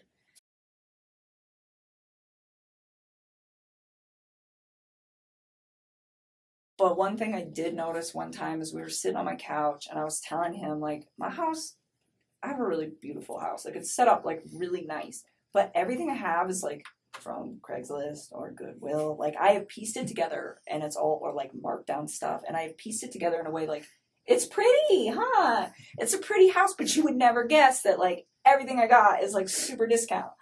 And one day we were sitting on my couch, and we were just like bullshitting about some stuff, and I was telling him like, oh yeah, you know, like I got this marked down in American Furniture because like the corner was dented, and like I got this one off a guy on Craigslist, and I put it all, and I was like telling him, I was like, I put it all together, and I was like, to me, it was like, material things don't make a home. I was like, it's the energy and the love that you bring to the home. I was like, it's not about what it looks like. I was like, it's about what you like bring to it, like mentally. And he like collapsed in my lap and gave me like the biggest, most genuine hug I think that man has ever given me. And he just laid there, and he was just like, you were so different. And I didn't even say anything. I just like put my fingers in his hair and just let him chill there. And I assumed that it had to do with the finances, but it didn't like stress me out. It was just like this relief sigh where he just like dropped into my arms. And I didn't like really think too much of that event, except for that I was like, this was like, it was like a really genuine hug, like collapsed into my lap, like just so relieved. And I didn't really think much of it until like I started reading about like their bankruptcy and all this other shit. And I was like, oh. So I think it might have been bigger than he let on, because he never told me about his bankruptcy. Sure. You know, he just told me about his current financials, and he didn't even get that in depth, but I'm assuming they're trash. And so, yeah, I think her spending all that money and not listening to him, and him not standing up for himself in a calm and, you know, Just elevate. yeah. Last hard just question kinda, regarding this. And, go ahead. And then I have just two cursory questions regarding something else, and then I think maybe Tim has a few questions for you. But I think what you say about the finances directly at his wife. Do you think that goes to the children as well? Because she took, did she treat them like that, like they were gold and they got everything as well that you know of? Or do you think there's a separate issue for why he may have done what he did to his children other than financial? That part I don't have an answer for. I can't fucking explain that. I don't even think there is an answer. I don't even think there's any sort of like computing up here that could possibly give a rational explanation for why that would have happened. I mean, the only thing that I've honestly thought of when I play the scenario over in my head is that maybe they woke up and saw him doing in their mom. And he was like, fuck. Now I got to do this too. I don't know. I'm like, why? Because they were like his like little lifeline, you know, that was everything to him, you know, and I get like those two have problems. But he had a great relationship, but from what you're accounting is With his kids. He loves his children. Yeah, like that part, it's oh my god, that's the worst part of this whole mess. The worst part of this whole mess. We won't dwell on it. We don't have to dwell on it. No. Let me ask you. But so no, I don't have an explanation. That's the only thing I can possibly plausibly think of is maybe they saw it, but other than that, I don't know what the fuck. Okay. Who's Charlotte? Are you asking me who's Charlotte? Mm-hmm. Like one of my friends? Mm-hmm. She's like a really good friend of mine. Why? Did you have some conversations with her regarding another boyfriend No. that you might have met on eHarmony? Or did she meet somebody on eHarmony? No, she's engaged. Okay. She's engaged. So there's some text messages that we got off your phone, obviously. And the only reason I'm asking this is because if he found out maybe you had another boyfriend, you understand my line of questioning, that looked like maybe you had another boyfriend. And I don't know if that's this Jim guy that maybe you guys were. No, I'm not saying that he's your boyfriend. That when we were interpreting the text messages, that it seemed like he might, you know, this man came to my house. He has a key to my house. That you're saying right now. When I look at that from my perspective, Jim may be another boyfriend for you. Oh, no. Charlotte is like my oldest friend. So did you have a conversation with Charlotte about Jim? I mean, sometimes we talk about him. We're all friends. Did you guys ever have a conversation about eHarmony?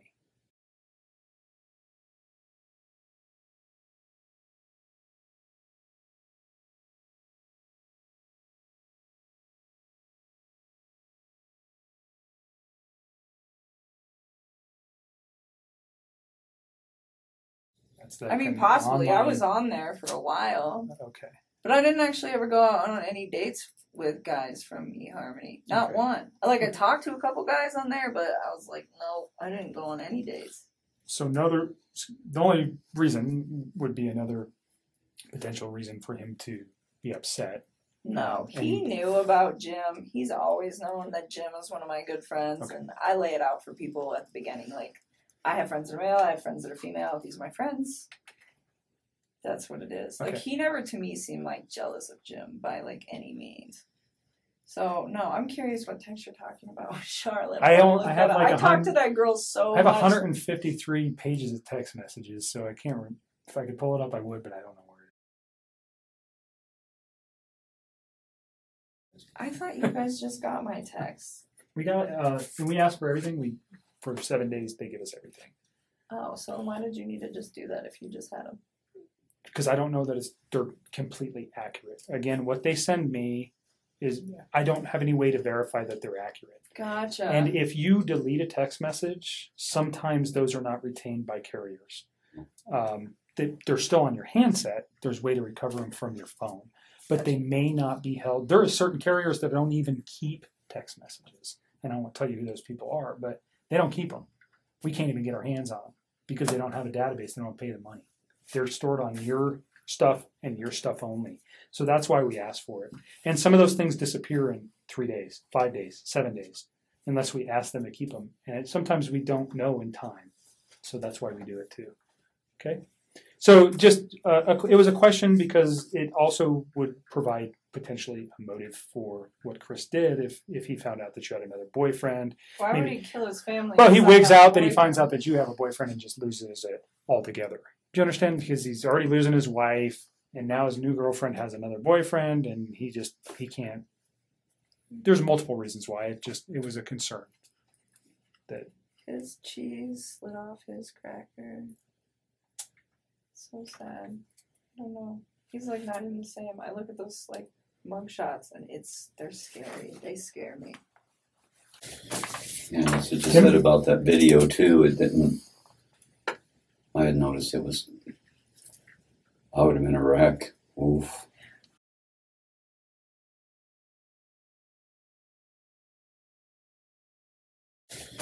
Yeah, that's what you Tim? said about that video too. It didn't.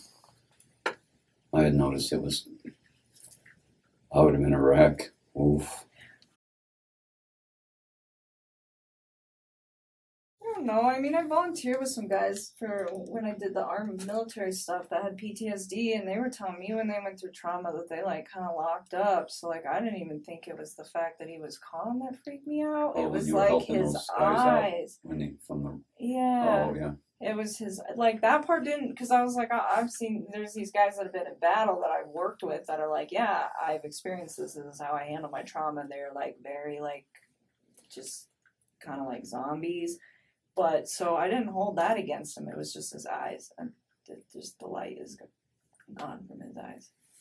So let me just finish just with a couple quick questions here, but besides the obvious, and what he's done,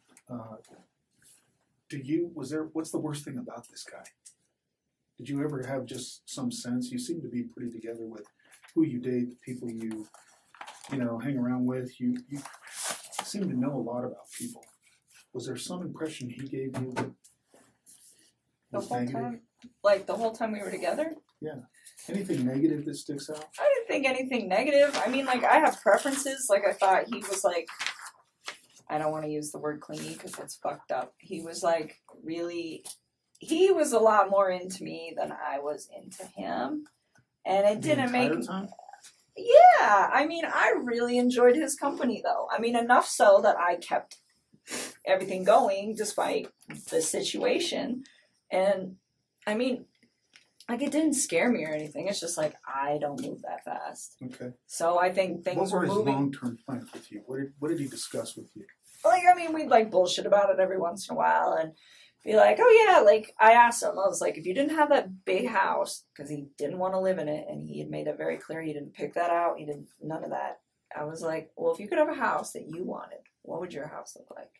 And he would tell me, he's like, I want a little ranch home.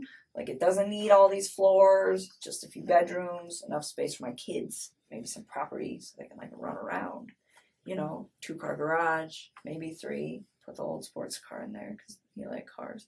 Stuff like that. You know what I tell him? I'm like, I'm simple too. So if you end up doing that and we end up staying together, let's do it. But it was never like, sell your house. Let's go buy a house. Like, it was very... You ever say anything about getting married? To me? Yeah. I mean, it was like a thing where it was like offhandedly, like, one day maybe this will happen. But again, it was like, these were... I did not take these as very, like, deep conversations. It wasn't like, this is when we're going to get married. This is what's going to go on. Okay. And you knew him for how long? Brief. In total, just not dating him, but I mean, when were you first aware of him? How long? I don't know. Probably the beginning of June or maybe May. So, like, 2.5, 3 months tops. I mean, this is all, like, really fresh. Like, all of this is compounded into, like, a very small time frame. Very quick. Yes. Has he worked for the company for a while? Yeah. I don't know how long. I want to say like 5 or 6 years off the top of my head, but I don't know. But Did he supervise people? Do you know anything about that? Yeah, kind of. So he was an operator, and the way the operators are set up at Anadarko is they have operator 1, operator 2, operator 3. But then each operator is like broke down into like the basic guy, the medium guy, and like the foreman. And then it starts all over again. So he is still on level 1 of the operators, but he's like the top dog on the level 1 of the operators. Okay. The whole time you've known him, this 2 or 3 months, did he ever complain of anything, any medical issues whatsoever? And did you ever pick up on anything? Is he allergic to anything? Does he have any, a special diet, anything that's messing with him physically? Not that I'm aware of. Okay, how about psychologically? Do you ever think there's something wrong with this guy? No, I wouldn't have dated him if I did. He honestly, I mean, maybe because I thought he was like one of the like most laid back and like decent men I'd ever met, and I just haven't met a lot of people like that. But I mean, no, not up until all this stuff started happening. Then I was like, whoa, you are not the person that I thought you were. But prior to that, no, not at all. I really didn't. I enjoyed his company. You think he was dating anyone else? No. No way? No. Okay. He was way too invested in that. Was the relationship was it sexual right off the bat? Pretty close. I mean, like, once we got it to be, like, where we're hanging out outside of work, yeah. I mean, it wasn't, like, immediate, but shortly following that, yes. And then it just continued. Okay. Pretty consistently throughout the relationship? So kind of hot and heavy. You mentioned that maybe you guys were sending some photos back and forth. What kind of photos is he sending you? Well, see, he would like send me like workout photos, stuff like that. He sent me a couple of inappropriate pics. I did not request those. I didn't even want them. I was just like, why did I do What this? were they? Oh, it was of his package. And I'm just like, okay, cool. Like his face and everything, or just No. Okay. No, that's it. But I think he only did that like one time. It's just like, I don't really want this. But usually he would just send me pictures like workout pics, like progress pics stuff, and I would just kind of keep him updated, like, because he had some like fitness goals in mind, so it's kind of like trying to help him out with that. Okay. When was the last time you guys were intimate? Saturday. Was that at the Broncos game? Where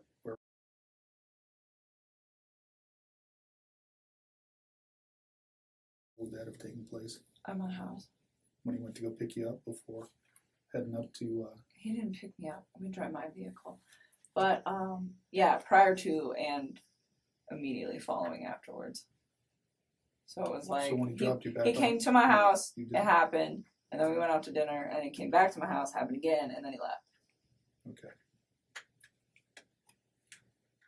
Any other stressors in his life besides finances and that he mentioned? I And mean, his wife. just the fact that that she doesn't like let him openly communicate. I mean, but other than that, no. I mean, nothing that I really know of. We didn't like dive super deep into that stuff. It was just like occasionally there'd be a conversation where it would come up, and I mean, it wasn't even really information that he wanted to provide. It was just like me being curious, like, why are you separating from her? This is good to know. Or like, what are your finances like in case I end up building a life with you? But it was usually me like doing the inquiries, but I used to try not to be like super invasive about that stuff. Mm-hmm. What are in your mind, again, just real quick, what are the things that really pop out to you that he would complain about his wife? Just that she didn't listen to him. She like never listened to him. She always just like shut him off. Oh, and he told me once that she used to like kind of like talk shit to him in front of his kids, and his kids were starting to repeat it. Did he give you an example? Yeah, she said, what did she say? He said he tried to ask her for something and ask her a question. I don't know, something. He didn't like dive super into this. This was like pretty early on, and she said she told him to shut up and that he didn't know anything. And his kids started like repeating it. And he said that it made him really sad, and he realized that was when he needed to separate from her. So, and he never, though, he said she was a good mom? Yeah, I mean, he never complained about her being like a bad mom or neglectful or anything like that. Abusive, anything like Nothing. When it comes to like violence or anger or any of that, nothing. I mean, and he even said like, yeah, like so she kind of like gets bossy with me sometimes, but as far as like arguing back and forth, he's like, that never happens. He's like, we don't fight like that. So I don't know. He seemed pretty like even keeled with stuff. So Did they talk about how they discipline their kids at all? I never asked. I felt like that was not my place. And he never mentioned it. Nope. That's all I was going to ask. Just making sure nobody else.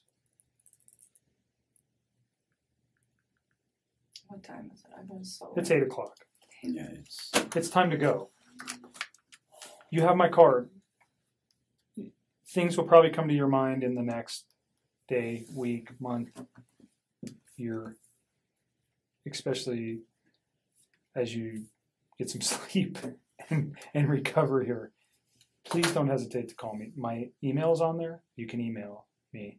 The business phone number on there is not accurate. I used to work in our Pueblo office until So what is it? July. Just call my cell phone. I'm never in my office anyways. Okay. Okay, my cell phone will always be the same. So just call my cell phone, and I will respond to you as soon as I can. If you need to send an email, again, you can send an email to me. Okay, if I can help you in any way with some services to deal with the obvious trauma that you face, let me know, and I'll get you in touch with the people that can help you. Also, if you have issues with anybody intimidating you in any fashion, I will tell you right now, I have zero tolerance for that. Zero. I will charge anybody if I can prove it, and I will take them straight to jail. Period. You are Thanks. you're not a suspect in anything. You're merely a witness. Unfortunately for you, you met a man who did some terrible things. And I will not, I won't stand for it. I, through my career, period, zero tolerance. You will go straight to jail. You call me immediately and I will handle it. I appreciate Okay. that. And finally, you probably eventually are going to get media inquiries. When are you thinking this is going to happen? I don't think it's going to happen soon. I really don't. I will tell you today that there was an inquiry from a media member requesting to know if there was any other people involved in Chris's life. I think the story is they're searching, but there's only a multiple couple of time reasons that somebody could think what would cause this. Well, they're seeing they- the financial stuff. They're posting it. Right. I'm seeing And- it. So I think there's a buffer for you for a couple of reasons. I told you today, I did not see the affidavit. I don't think your name was mentioned in it. There's no reason for it, I don't think, at this time for his arrest. When the affidavit becomes public, which I think they mentioned maybe early next week, that'll keep them media busy for a while. No, so her name wasn't in it that you I think. don't think your name Mark was said in he it. didn't publish that thing Right. yet, so if he has He so I talked to Mark this morning, and I know he has not written a report. Now I do know that he did talk to the people yesterday just regarding her because it was important for some of the things we were doing yesterday. Again, I don't think your name appears in that report. But don't hold me to that. I didn't write the affidavit, but from what I know, it doesn't. So at some point, your name is going to come out. I mean, there's just no way it's not. And like I told you, I want. So when do you think that is? Like when we take this to trial? I don't Like know. at what point? Because nobody knows about this. Right, but Chris does. Yeah, I don't think he's in any rush to tell the media anything. I mean, maybe. Is there mitigators that in his mind, or again, you got a phone call from the public defender's office, whether you talk to them or not, I that's did your business. not. You didn't? I did not. Oh, I thought you did. I did not. Hmm. I didn't know what to do. Mark said to ask you what to do. Okay, so did they reach out to you? Yep. Okay, you can, your decision. You don't have to talk to them, or you can. I won't say either way. You have to make that decision for yourself. I don't really know what to do. I feel like if I talk to them, they're either going to try to like find some holes in my story or try to get me to like be Chris's only ally, and I don't really feel like dealing with either one of those. Then I think you've made up your mind. Yeah, So, I don't and want maybe to. confide in your father. No, that's what we were talking We about. Yeah. already talked. I can't really give you legal advice. They have every reason to want to talk to you. Just like if they got to you before I did, I would want to talk to you too. You understand what I mean? And I won't hamper what their investigation is or anything. They want information too, certainly. They have a client that they're trying to protect and make sure that everything that we're looking at is the same thing that they would want But to they look can at. get it from you. They will get it from us. So It'll be in discovery. They'll get everything that we've talked about here. And that's so when that happens, which is pretty short order, the reports that we will generate, everybody involved in this case will be sent to the public defender's office. I think at that time you might find that there could be some exposure for you. So I am not going to tell anybody who you are. If somebody called me today, I don't talk to the media. I don't have any business talking to the media. Mark has no business talking to the media. They don't need to know who you are. Your part in this is not relative to anything to the story. For me, it's nothing that they need to know. And I don't ever give information to anybody. They're going to dwell on it though. They're going to try to use that as his why. I don't think it's his why. I really don't. That's why I asked you that question. No. You think his why is financial? And whether or not we ever know what his why is, I don't know. Did he tell you guys what his why was? I can't discuss it with you. So just a quick open question. The way the legal system runs, is it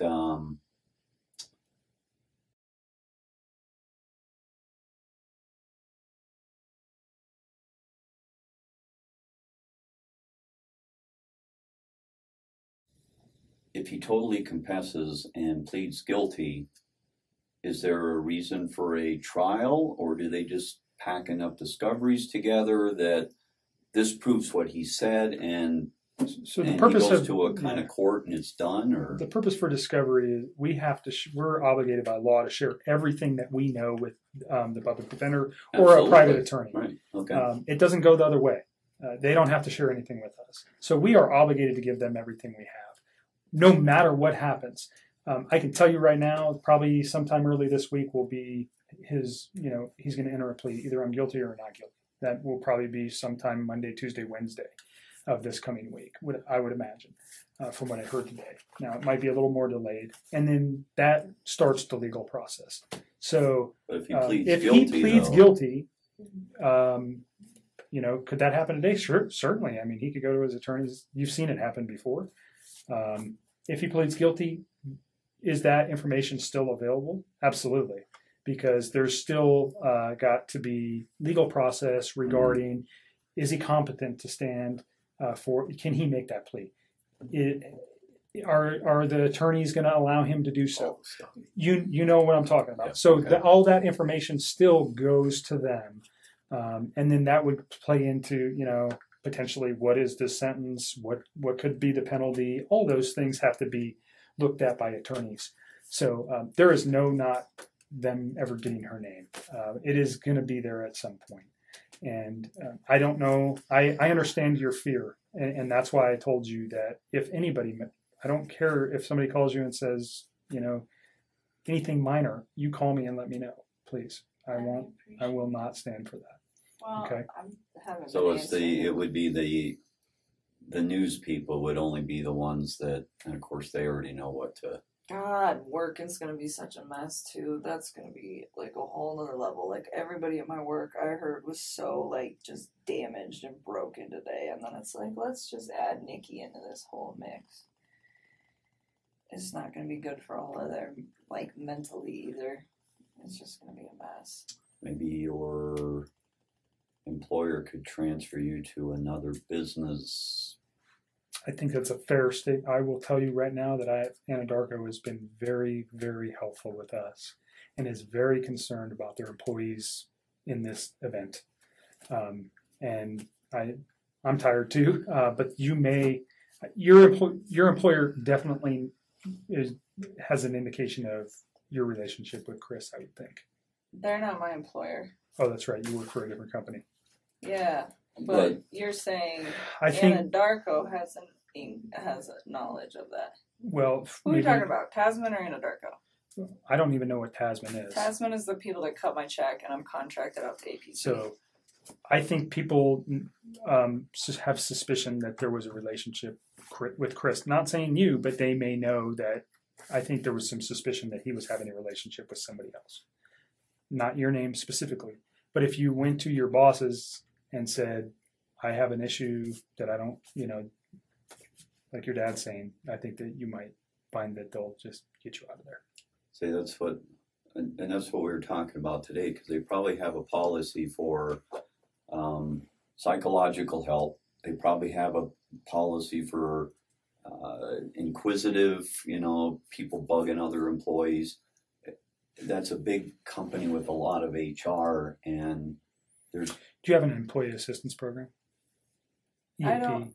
Oh yeah, that they were there all day today. But it's like I got so many calls today from Those are people I work questions with. that you can ask them anonymmously, and that information is See, retained. that's what I was saying, because if.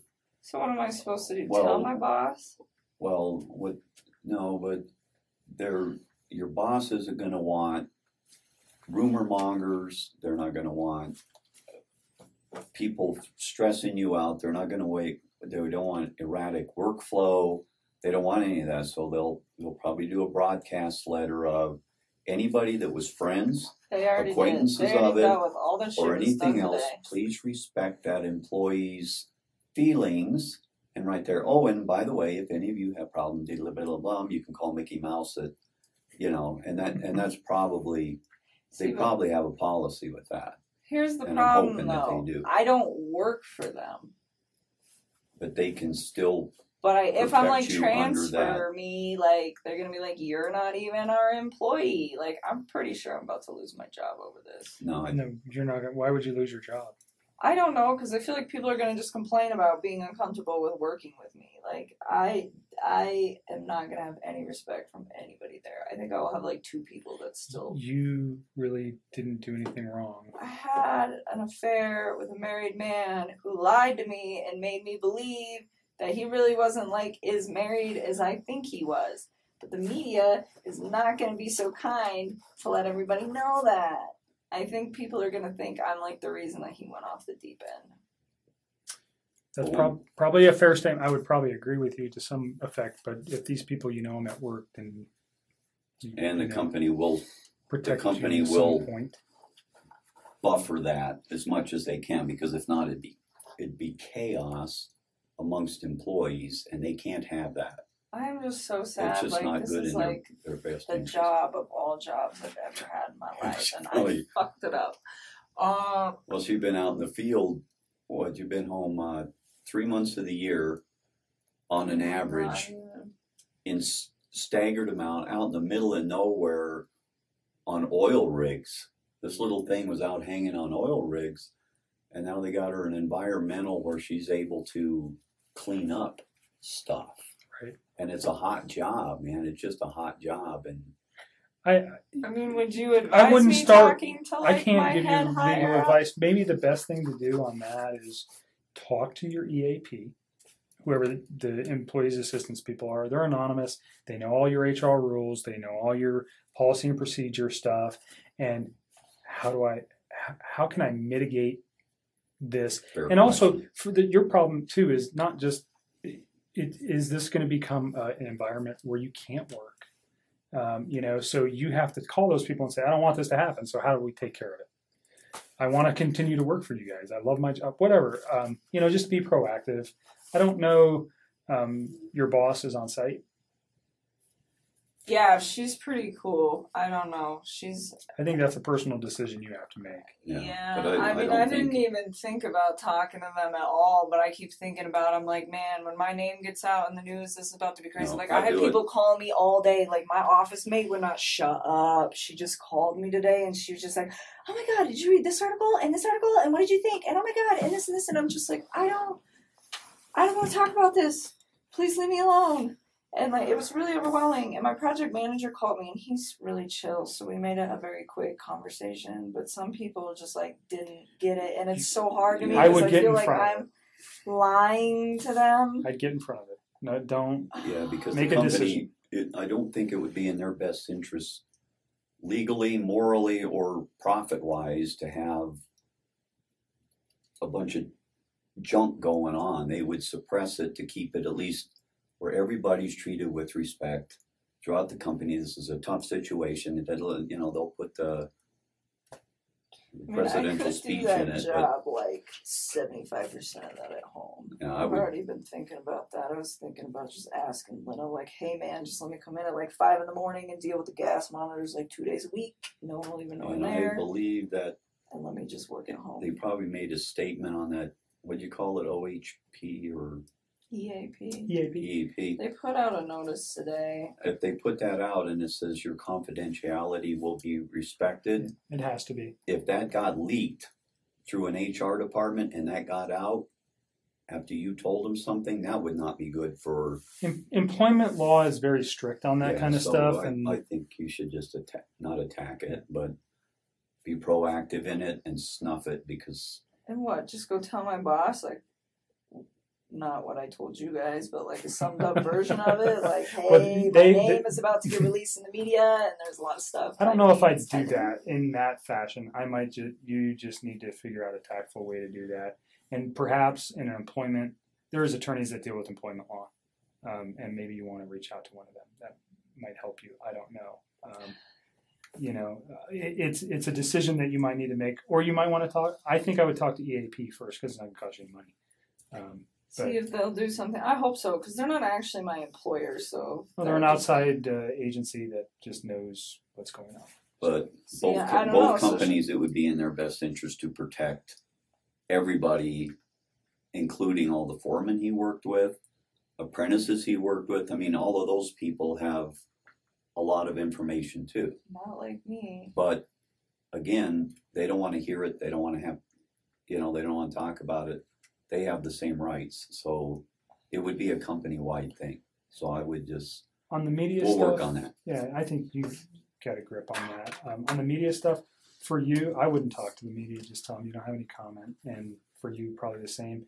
And if they just persist, maybe put somebody. It seems like your dad is your biggest confidant here, and maybe make a brief statement. If my daughter doesn't want to say anything, have a nice day, whatever. Because if you appease them a little bit, sometimes they'll go away. That would just be my suggestion. Don't talk to them. You don't need to. I'm not going to. I guess they're gonna make their own assumptions. Let You, them, So does your neighbor, so does the right. They'll be guy talking as soon as they stopped at the figure red out who light. you are. They're going to talk to your neighbor, and they're going to say, "Oh yeah, I saw Chris, and her together, whatever." What's going to happen. Just prepare yourself, and then it won't be. Are they gonna There's swarm my house? No, I don't think so. No, they were like swarming his. He told me that there's media everywhere, and it's just like I hope that does not happen Well, to me. yeah. I mean, I have like a safe house in Denver that I can go to, that I There have the you go. keys to, that has That's nobody what there we're ever, thinking for the next and it's couple all of I have to weeks. do is check the mail, and there's no questions asked, and nobody knows where it is, and I'm not telling anybody, but it's like a really nice spot for me to like hide there. out, and I don't have any friends in that building. I mean, it's an apartment, but it's And we like will the answer safe. your phone calls, but the safe house is from The safe house go there. is the safe people house. banging on her apartment Well, when door. should I go there? When do you think all this is going to start happening? I mean, it's kind of. Might be just good for you to go there, anyways, for your sanity, and stay away from this place that you had a connection to this man with, and get your thoughts in order. It's so sad. That was my nest. That was like such a warm little place. That was and your- Now it's like I haven't even slept in my bed. I've just been sleeping on the couch with the dog. Oh, I don't want to do it. What other questions can we answer before we go? I don't foresee talking to you again regarding this. Now, an attorney might review something and go, "Hey, can you ask her another question?"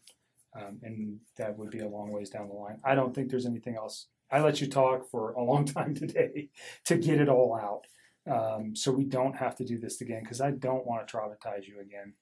But if there is important things that come up, please know that I do want to talk to you about those. Other things that we haven't talked about today, or if something I got to tell them, just call me. I mean, like some things I thought were really important. Like the other day, like I didn't mention the wedding ring thing, and then I was like, that was really creepy. I should probably tell them about that. And And you got those cards. I gave you those cards. So you gave me cards and there was clothing in there. Yeah, I don't care what you do with it all. I just don't The want clothing, was any of the clothing anything he wore this weekend, or is it stuff that was from... No. It was like stuff that he brought over like prior to that. Okay. None of that. Like some of it's been washed and folded since then. Yeah, I just wanted it out of my house and didn't want to throw it away. We'll So take you care of guys it. can We deal have with it. We'll take care of that. If I have questions on the context of a text message, I might just call you and say, "Hell, does this mean?" Because I might not Yeah. understand what you were talking about. If that's okay with you. Yeah, that's fine. If it's, I'm not going to bother you unless it's really important, because I think I have everything I need from you today. okay, yeah, we just wanted to make sure you guys had it so that Well, and we don't. I you can don't find the right person or yeah, something we don't and want to get do it it done. again. Yeah, and we know we have the right person, and I am sorry that you're involved. I am. It's never a good time to say anything like that, but it's a bad deal. This whole thing is, and this is one of the tougher cases that I think I've been doing this a long time. It's it's tough. So for you, it's even tougher. And don't forget to reach out to somebody for your sanity. Like I asked you downstairs a question, and you said no. You remember what question I asked you, right? No. You know how many questions you asked me Did you want tonight? a pizza? Well, hell, I Pizza. want I food love too. pizza. No, I asked you if you had any concern. I asked if I should be concerned at all about you hurting yourself. Oh, no, I don't feel the need to do that. I Right. just want people to leave me alone. I And just if feel like you I want to like hide for a little while all just of this please is happening. reach out to your family or even me, and if you have anything that's struggling, like I told you, there's people I can put you in touch that will talk to you. I'm not a psychologist. That's not what I am. But people sometimes that get caught in these situations, they end up having lots of emotional issues, and you need to address them. Don't just hide that stuff. Okay. All right. Are you guys You gonna seem help pretty me if super we go? super intelligent. So I appreciate that. That's a nice compliment. When we go to like trial for this, if that's what he so feels the need to take this to, are you guys gonna help like coach me through these questions? So we would be there to rediscuss our conversation today, the conversation you had with Mark, and then an attorney would talk to you prior to any questioning on the stand regarding what kind of questions they're going to ask you. And really the only thing you have to remember, I mean, if you're worried about your recollection or your recall or, you know, how you might remember this, everybody worries about that. Even we do. We spend hours on the stand and it's very difficult. But the only thing you have to remember is tell the truth. And the truth will never change in your mind. You know what happened during these 6 weeks. You know what happened on Monday and Tuesday. And as long as you tell the truth, then there's nothing to be worried about. If you don't remember something, you don't remember it. Might they pick on you a little bit about that? Absolutely. They usually pick on us a lot more than they do you guys. So, but that's so far down the road. I mean, how long are we talking? Like, how long? That is this whole could process be, gonna well, so he has the right to a speedy trial once he makes a plea, which is 45 days. Do I think that's going to happen? Absolutely not. I can tell you that the majority of the homicides that I work on average somewhere between 1 and 3 years. Yeah, look at the take? clown So man. I gotta just deal with with the the theater. media, like knocking on my door You're- like that for like 3 years. 'Cause that's This what I'm gonna have to case go will through. be hot until the next, unfortunately, crazy case comes up. And you know it's true. I don't know if you watch the news. There's a reason I really don't. Every week. I don't. But watch you the know news. there's something new every week that's the hot topic. This one might be hot for a week, 2, 3, whatever. And then something else is going to happen. And they're going to forget all about this one until it comes back to court. And then it's going to be revived. If it ever does. I don't know what that, he has all sorts of, he could plead. He could say, I want to go to trial. I didn't do this. Whatever. He could say whatever. So it could be tomorrow. It could be 5 years. It just depends. I mean, there's a lot of things that can slow cases down. Yeah, look at that theater thing. I mean, that was a whirlwind for what, a month or so, Sure. and then all of a sudden, as soon as people started figuring out what that guy was all about, all of a sudden they started just like, man, he's weird. He was psycho. Look at him, and they just kind of just. And then it But I petered notice off. it shows and then- up like every. That's a huge event. Yeah. But Certainly it shows up every 6 unprecedented. months or a year. Here. Sure. I mean, you look at, I just, there's no way to know that. But if, Okay. like your dad's saying, like on that guy was sent to the state hospital for evaluation. That takes a long, long time, and that can draw out cases if there's evaluations. There's all sorts of things that come into play that really don't worry about. Is put this thing out of your mind as much as you can, and when the time comes, if it ever does, that you had to testify, you will be in good hands. We'll take care of you. The attorneys handling this case are going to, take care of whatever needs to happen. Okay? And if you have questions that you can't think of, just call me. Yeah, I don't think we're going to talk to the other side. From what we were discussing, they can get the discoveries from you I guys, don't and want to deal with him it's- anymore. it's Mark less already than- said he's like he might try to call you. I think I'm gonna just ignore that. Who? Chris. I don't know if he will try to call me. I heard. Did they find those little girls yet? I haven't been looking for them. And I they don't- thought, or they don't knew where know. they were at. You don't know yet because I you've been don't. in here with me. Right.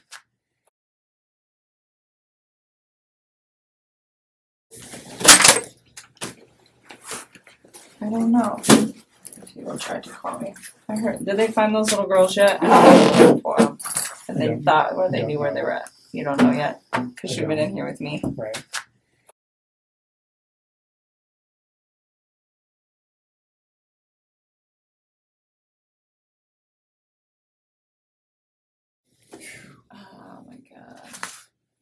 I find the whole thing very weird. If the close, as much as you told me that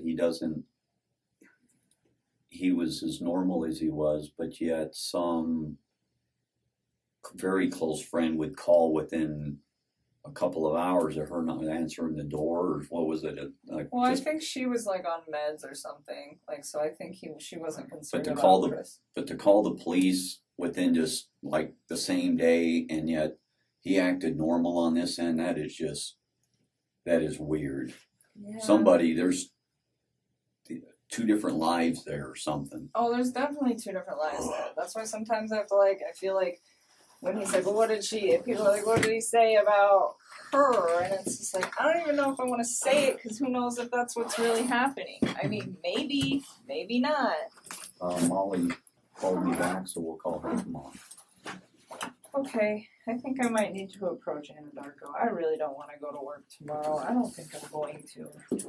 I think I'm going to just take the week off, and then maybe we can sort things out on the weekend, and then I can like reach out to my supervisor and EAP or whatever. Yeah, you need a little sleep and some time. Yeah, you definitely need some sleep. Don't drive tonight. Yeah. She's I'm gonna drive her home and then all the way back. I'll walk you guys down. You're gonna get, yeah, I'll You need to take, use the restroom first, Pumpkin? No, which is crazy because I've drank so much water today. I really, really do appreciate you being well.